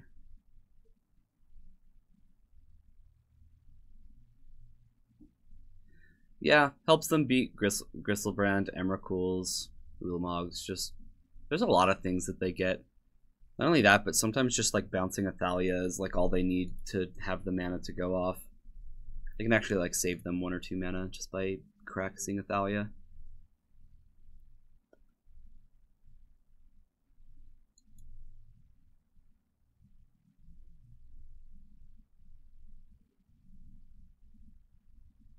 You want to see me Osoer my own Merit Lage? Well, I definitely can. All I need is a Thespian stage, because if they have a Dark Depths on their board, then I can. All I need is a Thespian stage. This hand is garbage. But it has Chalice on 1. I actually have no idea if I'm supposed to keep this hand.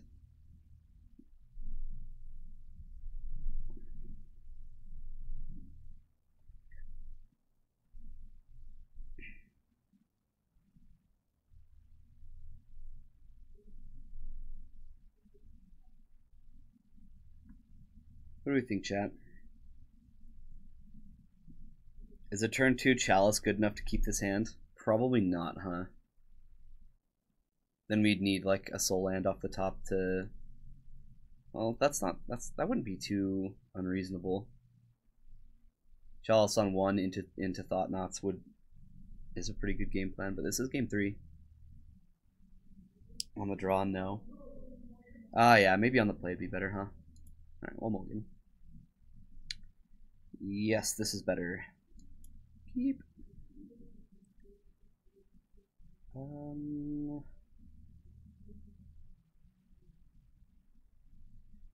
think I want to find land here. Turn 1, Sorcerer's Spyglass. Turn 2, Thought-Knot Seer. Losing my City of Traders. Yeah, I don't want this threat in ammo. Methinks.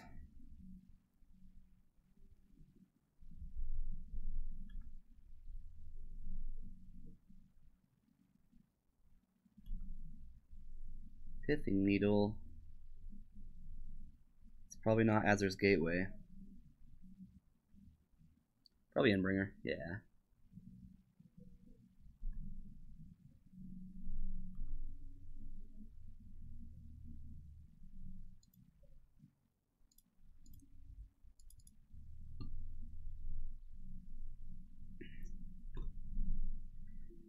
They have the whole both of them thing again.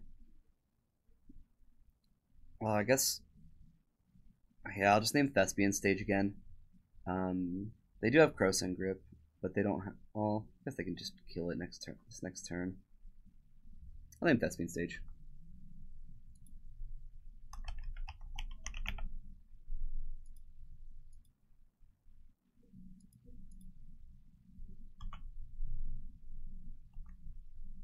Yeah, their hand is amazing.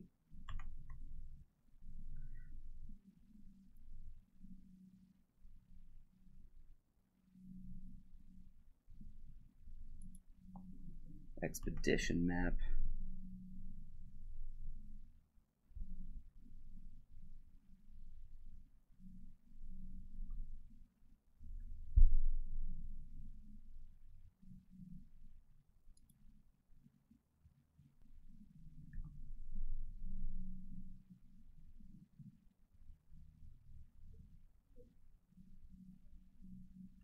Yeah, that was the goal. Oh, nice. Oh, this is beautiful. Cause now I can spend the turn. I can just Sorcerer Spyglass on Hex Mage, and then next turn they have to use Expedition Map to go get another land, right? But they won't be able to K Grip yet. Then I can get both of them shut down, and next turn I can Thought Knot Seer, taking the K Grip. Love it. Love it.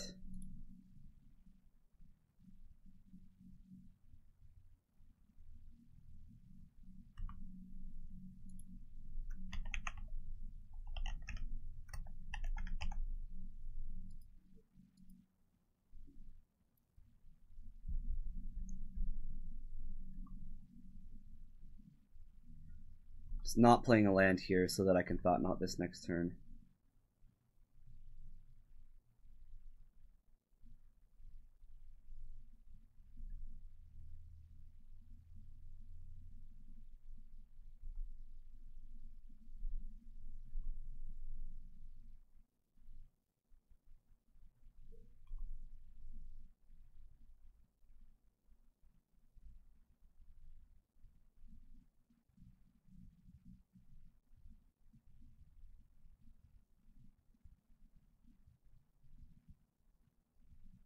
Just don't Maelstrom Pulse me, alright?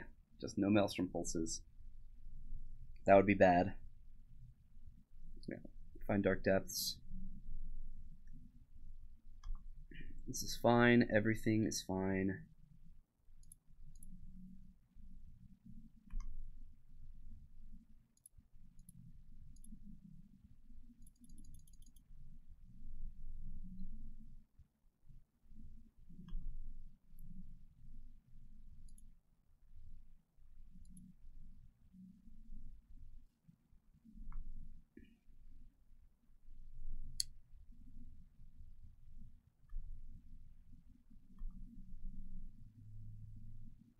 Feel pretty okay about our spot now.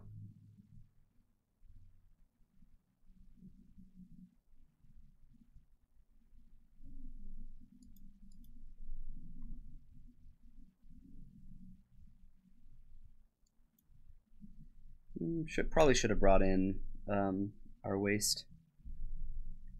I am aware that this deck runs Ghost Quarter.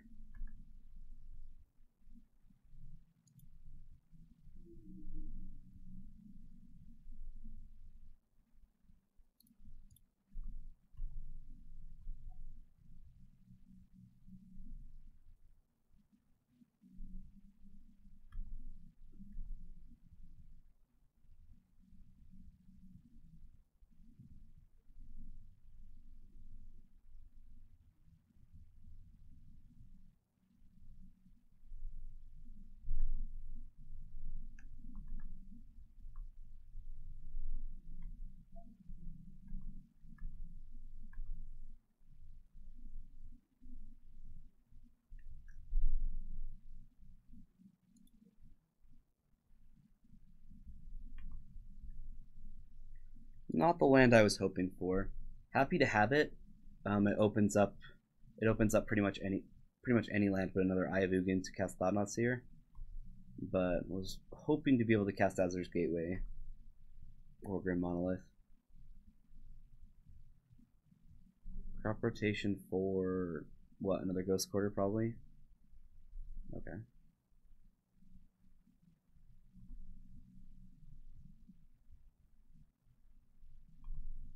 Just trying to thin out their deck, I guess.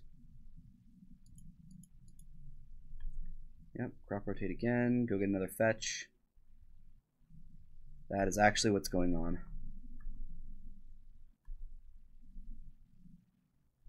They're thinning out their deck. Trying to see if they can find another K-grip.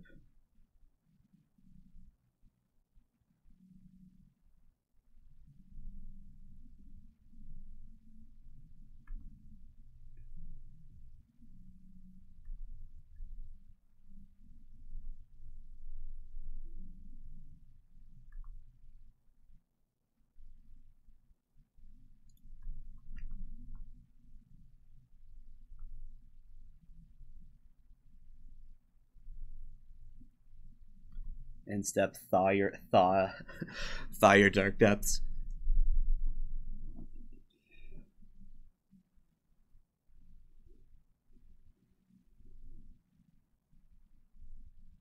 Oh, they got there. Oh, they actually top decked it. All right. And we lose our last round. I mean, that's kind of what we were hoping to not see, right?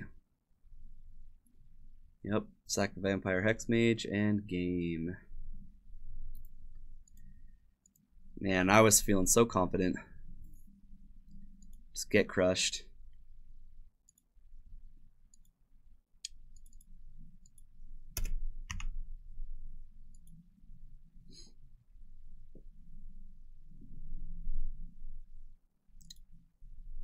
Okay.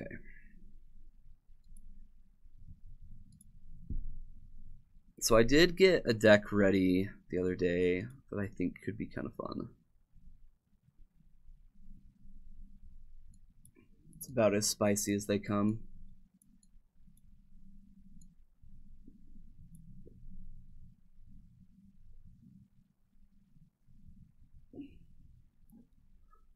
It's probably not very good, but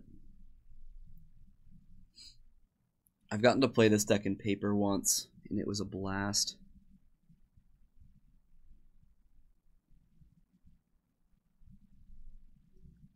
Considering playing this, or I could do like a league with Blue-Red Delver, Grixis Delver.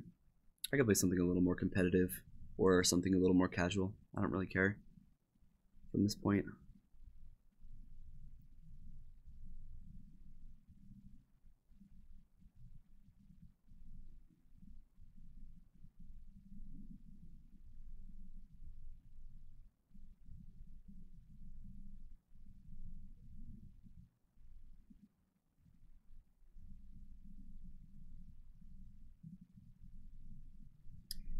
I don't know why, but just excited to play with Hidden Stockpile and Legacy, you know?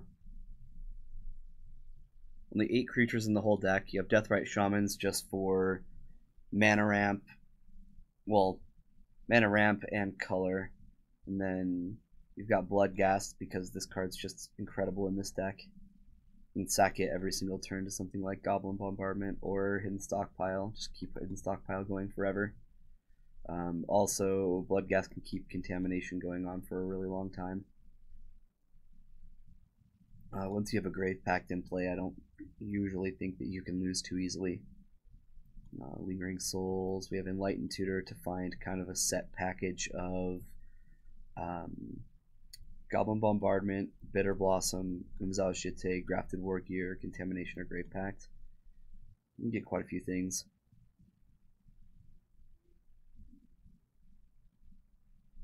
Like you can go get Ensnaring Bridge out of the board.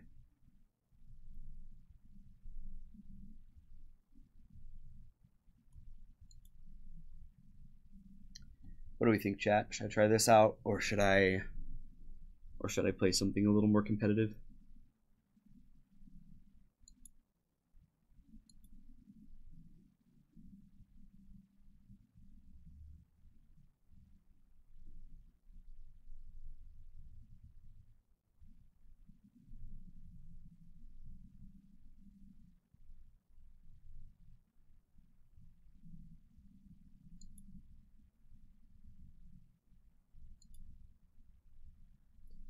Not too talkative, huh, guys?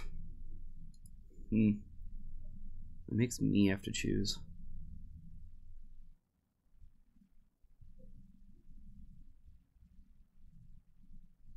Wouldn't hate playing Maverick.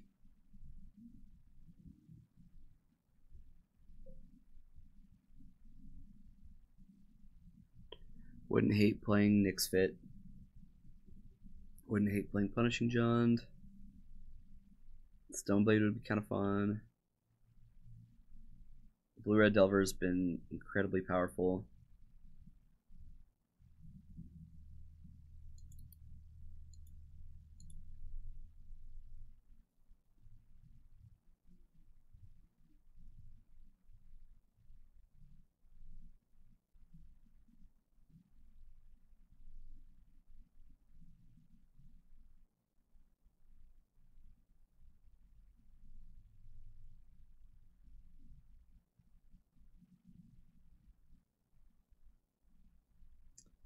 DLC votes Nyx Fit.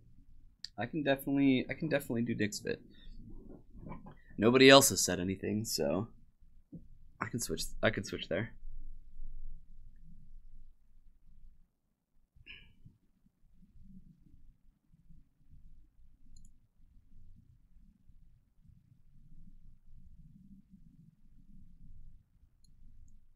Try that Zombardment deck another day.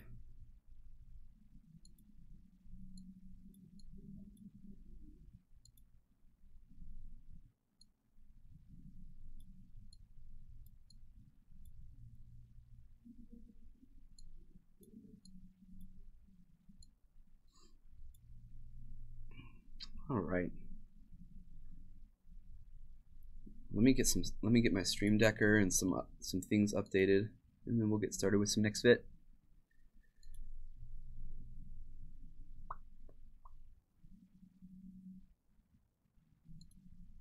Okay, it's updated.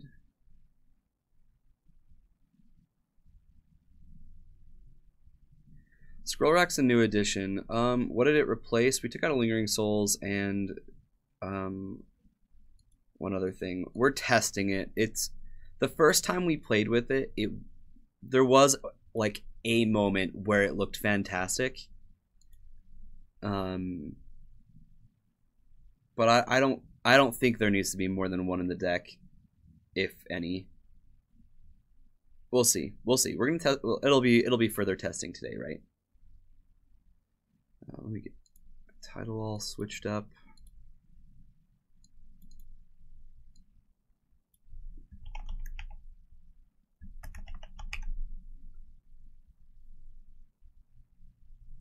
The only deck that should play Scroll Rack is Parfait, perhaps.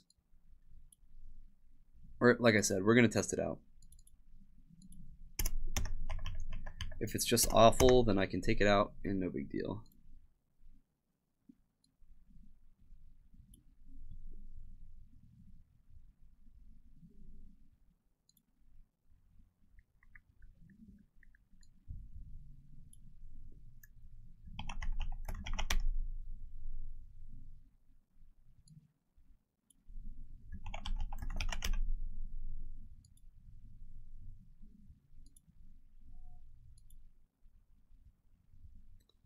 It's pretty bad if you can't take advantage of it. I mean, we do have plenty of fetches to look for new things, but like one of the biggest reasons it's here is to make sure our hand doesn't get like overloaded with things like this. Evolutionary Leap, like we can throw away hands and just leap through them. And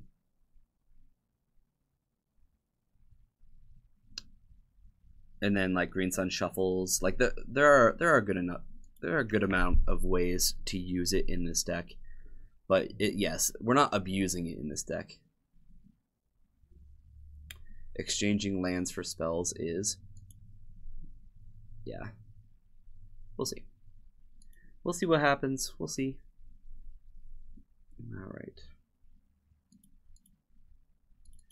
Got my Stream Decker all updated so people can see the list. Make sure that's correct.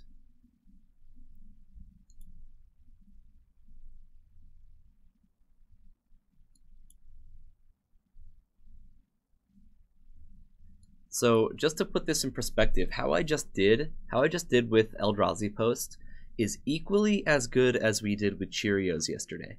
Just saying. Just thought I'd throw that out there.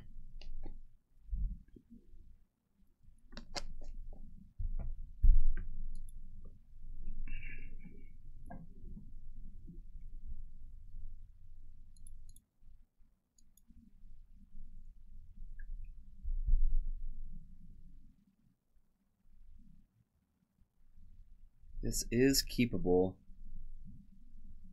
Cheerios. So I guess you guess not very good. No, no, Cheerios was not very good, but we did win 2 matches, and it was pretty hilarious.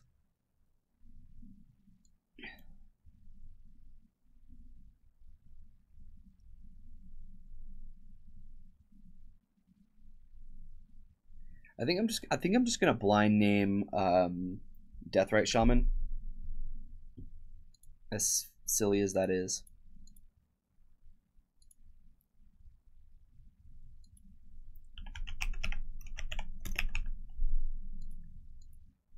I find when I'm blind naming, oh look, I hit.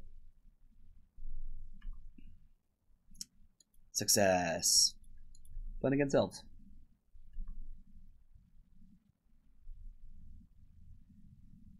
I want to find Phyrexian Revoker off of this pretty quickly.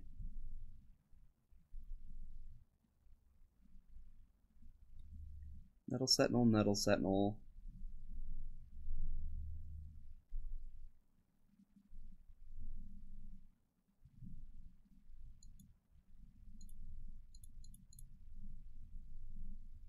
Yes, please.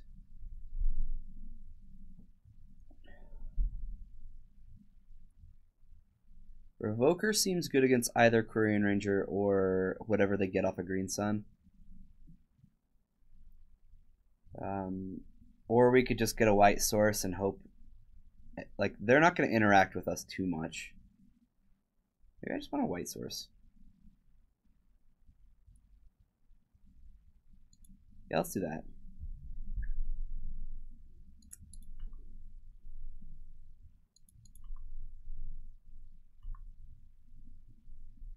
This way on turn 4 we can have in a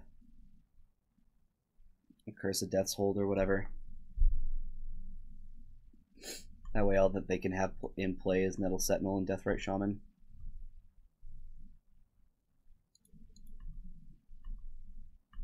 Yep. Probably a Green Sun for a Heritage Druid, I would assume.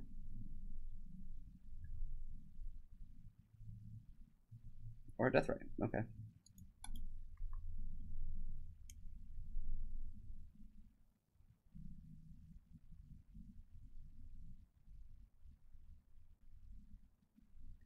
Yes, I've had to get Pernicious Deed once or twice. It doesn't happen very often, but it does happen.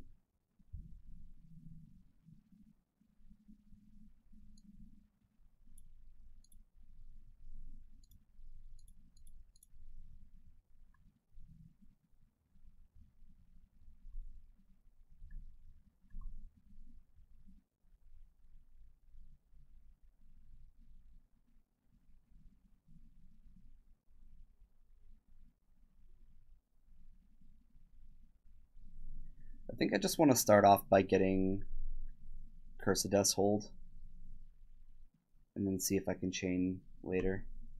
But this turn I want to get Curse of Death's Hold. Alright, they're going to play Elvish Visionary.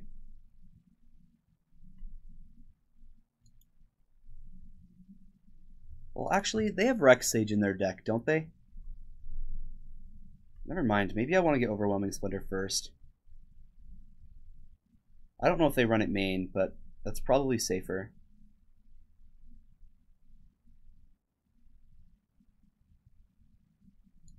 Yeah, alright. I'll get Overwhelming Splendor first. Then I can use Living Wish to go get like a creature to sack and start chaining.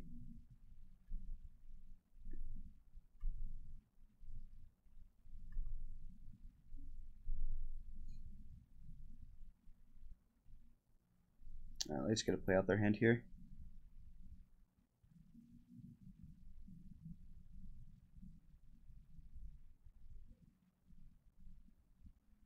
Can't help but to think this is a pretty okay matchup for us, though. If we had had a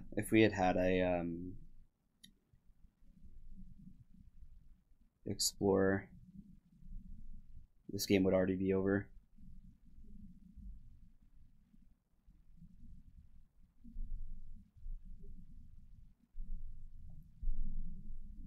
Yeah, I'm gonna get Splendor first.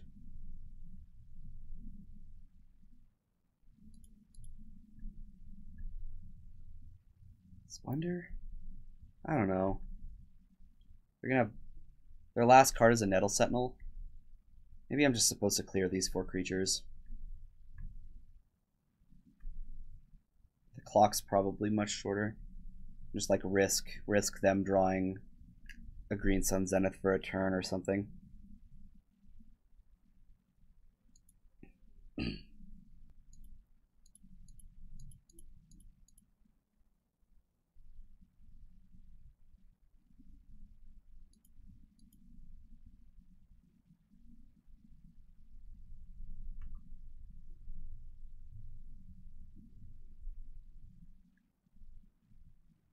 Oh, they can have green up because of Birch Lore.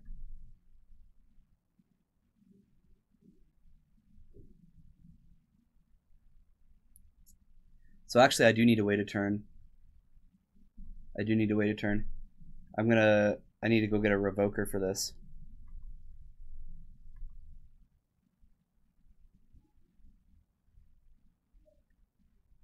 Or, oh no, they tapped it. Man. What the heck? So they opted not to do it? This is fine. This will still work really well. I'm just confused by their play.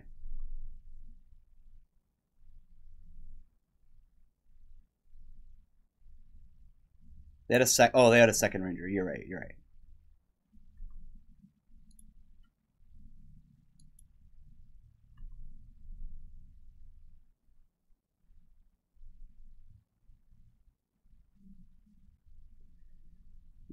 Interesting.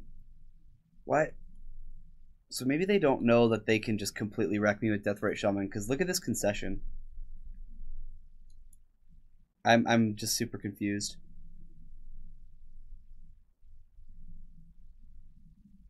I mean, don't get me wrong, I think I was going to win that game. I absolutely think I win that game.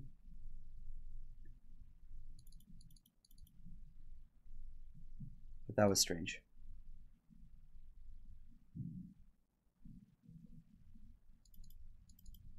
Definitely not caring about Scroll Rock here. Even Deed is like as good as it gets in this matchup.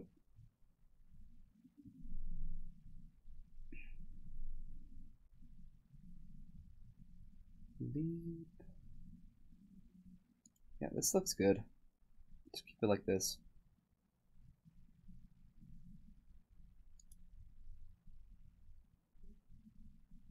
What a fast concession. That's so interesting.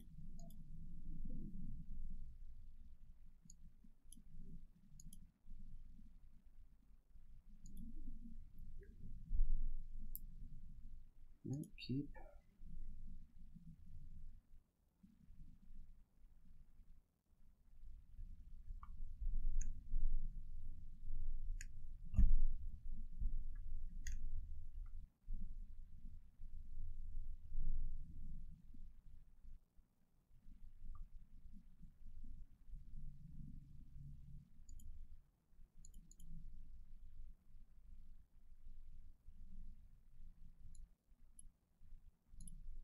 Not going to name Deathrite this time because of Ground Seal.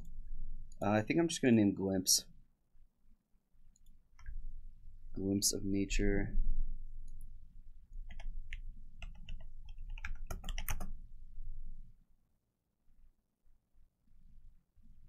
I might get to play Seal for once. Yeah, I know.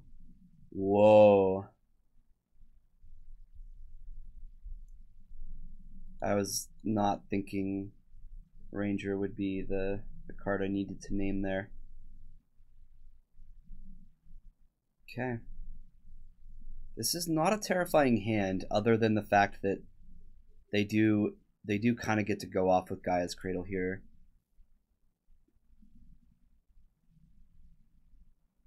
Pernicious Deed is going to look amazing.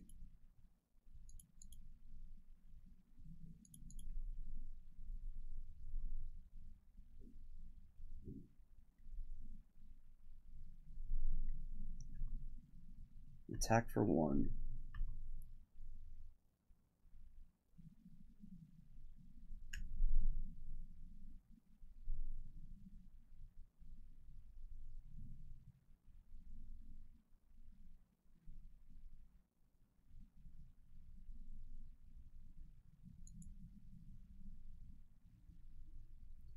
Do I Living Wish for Phyrexian Revoker and see if I can get Quirion Ranger shut off until I can Pernicious Deed? Probably. I don't think Ground Seal's better.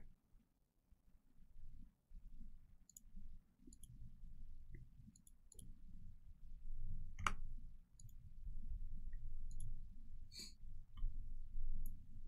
mean, the only other option there is to actually just get my Academy Rector. Maybe I'm supposed to. That probably would have been pretty good too. Don't really think any of these things are bad. So 4 mana, 5 mana.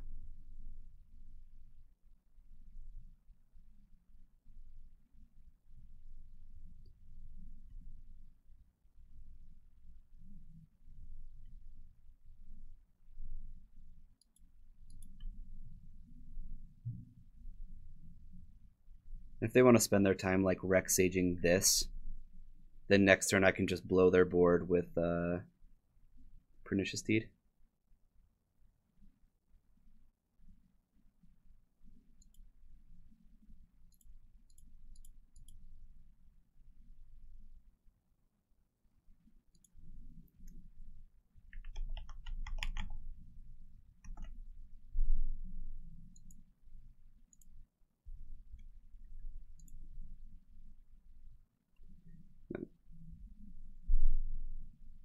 Part of me wants to just Cabal Therapy their Green Sun Zenith, but yeah, this is probably fine.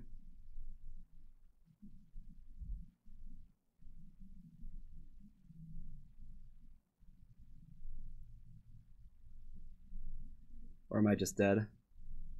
They don't have enough mana to... Oh, maybe they do. Green Sun Zenith for 9? Or for 8? Oh, I am dead. Way to go, Kyre. I miscounted. I thought that they were a mana off. I guess I didn't really consider them having another Dryad Arbor.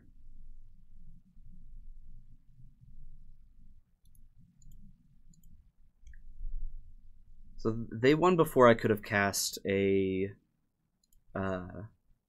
Academy Rector anyway.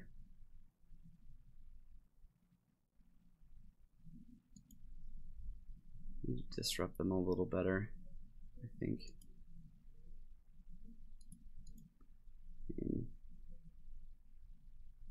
Speaking of disruptive hands,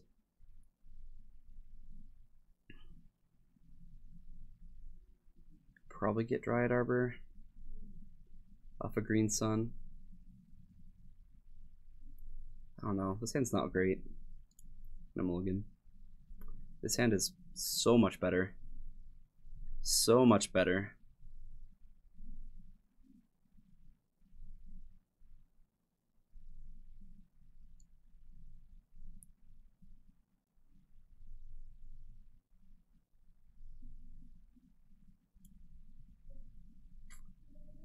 Land on top. I don't think I need the land.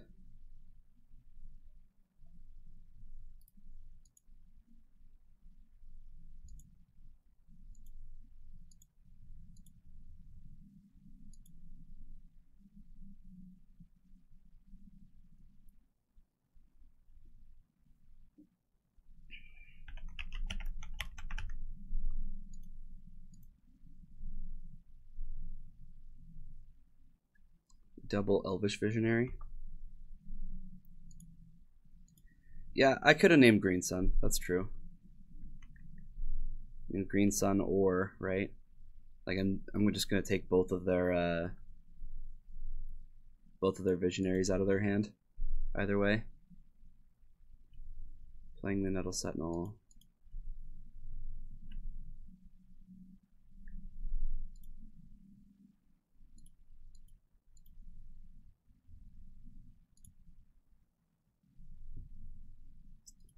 No, Deathrise Shaman doesn't matter too much. That's for sure.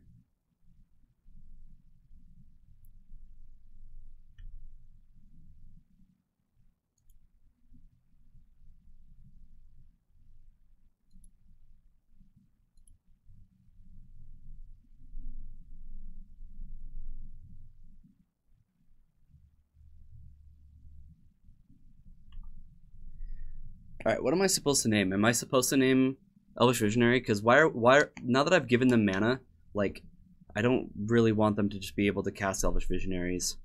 Don't get me wrong, Green Sun's important, but I think Elvish Visionary is better.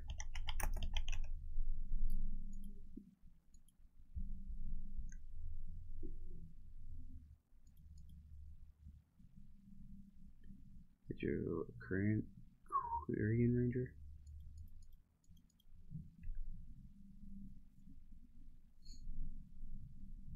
I'm just gonna Abrupt Decay anything that's important. I don't need to play Pernicious Deed this turn. If they play out all their creatures, then I can just blow Deed next turn.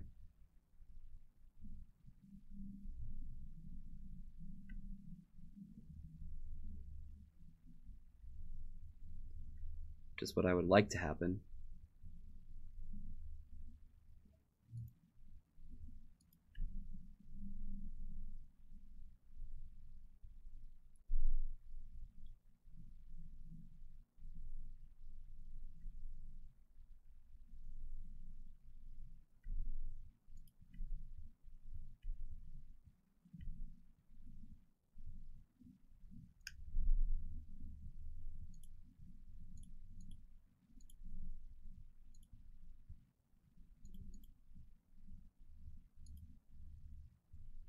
This is why the Elves decks are bad. Well, this is their weakness, right?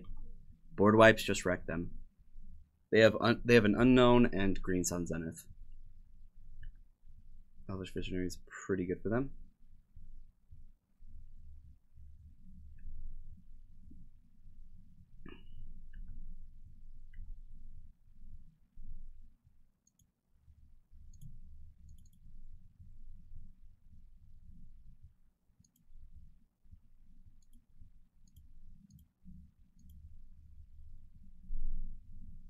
I don't want them to have activations out of this, any of them, so I'm just going to kill it now.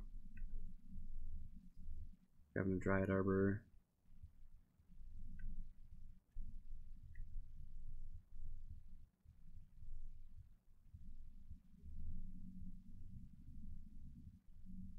Interesting.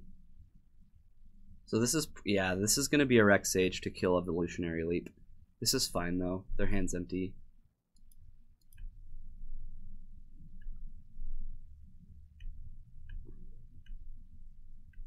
We have a million ways to find a sack outlet.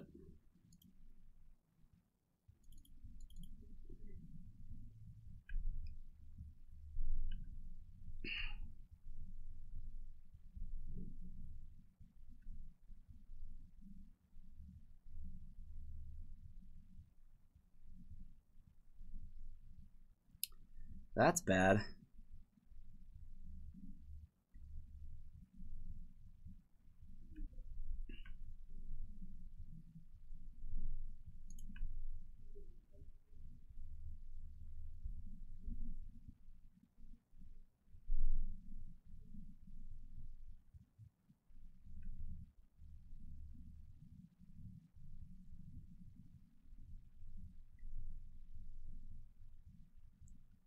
I can block 3 whole damage. What do you think, guys? You think I'm dead? That was unfortunate. We needed to find a sack outlet. Maybe it. No, I think that was my fault. Maybe I'm not supposed to play out my leap. Letting it get Rex Sage like that was probably. Letting it get Rex Sage like that was probably a problem.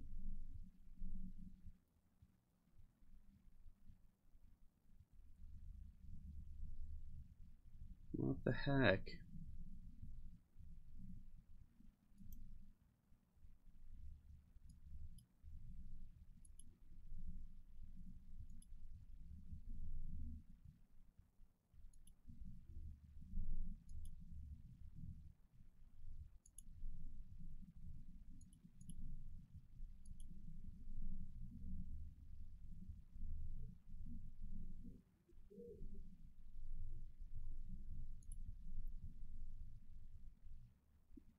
Am I back up, guys?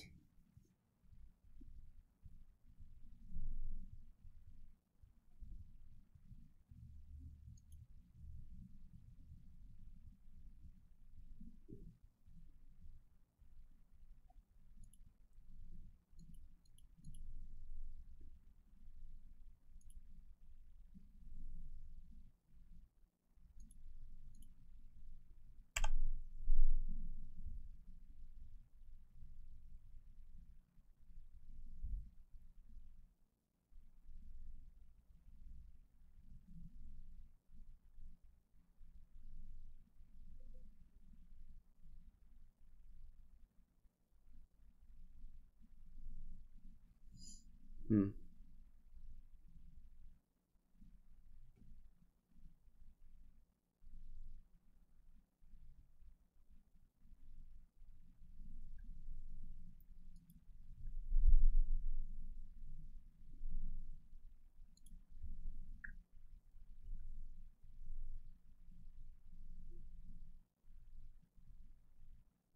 Just gonna name Evolutionary Leap. That'd be so funny.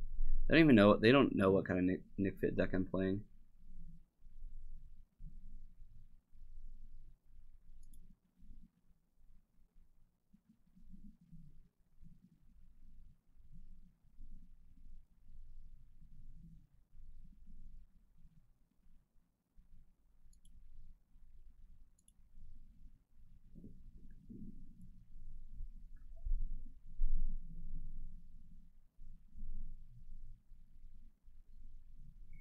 Do I need to restart my stream?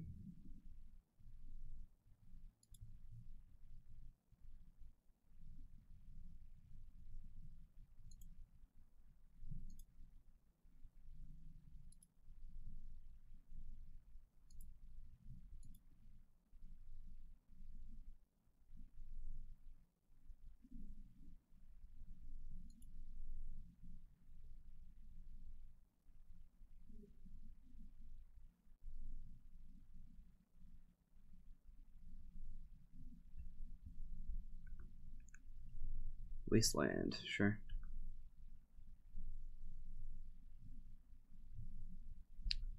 Just gonna name crop rotation here.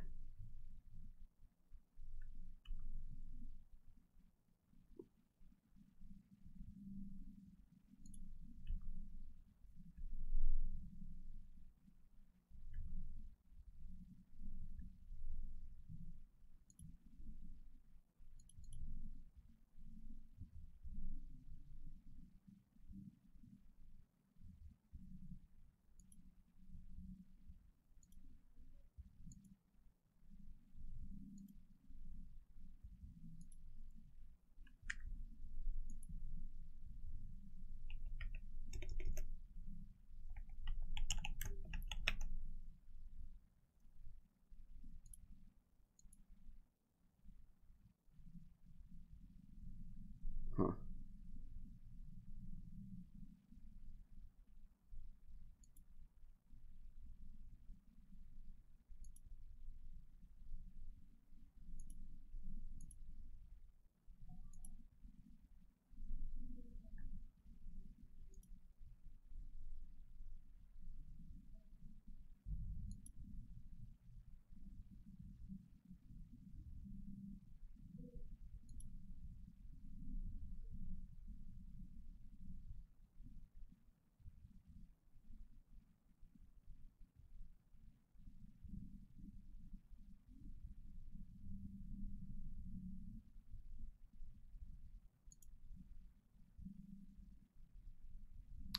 Glad you were able to catch me on Nick's Fit. Yeah, no kidding.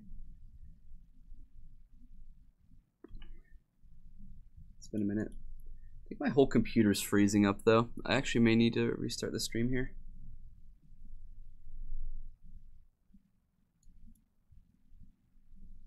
Maybe not.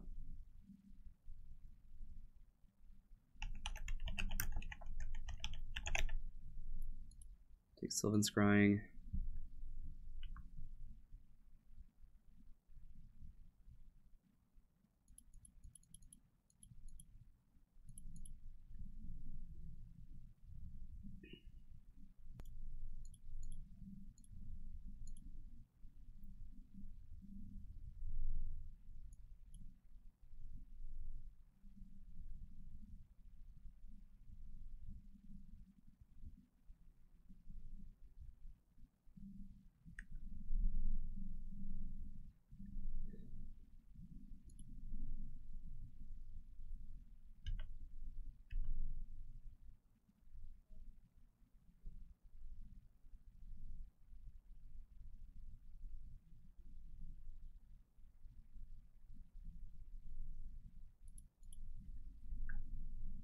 Probably just gonna cast an Elvish Spirit Guide here.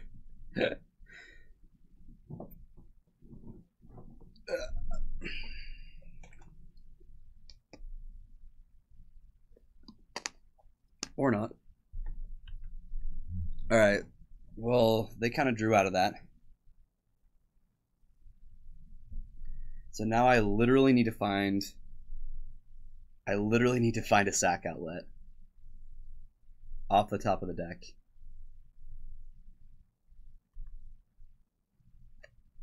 That's not what that is. Yeah, it keeps glitching. I'm having trouble with my stream right now. Maybe between games during sideboard I'll see if I can get it fixed.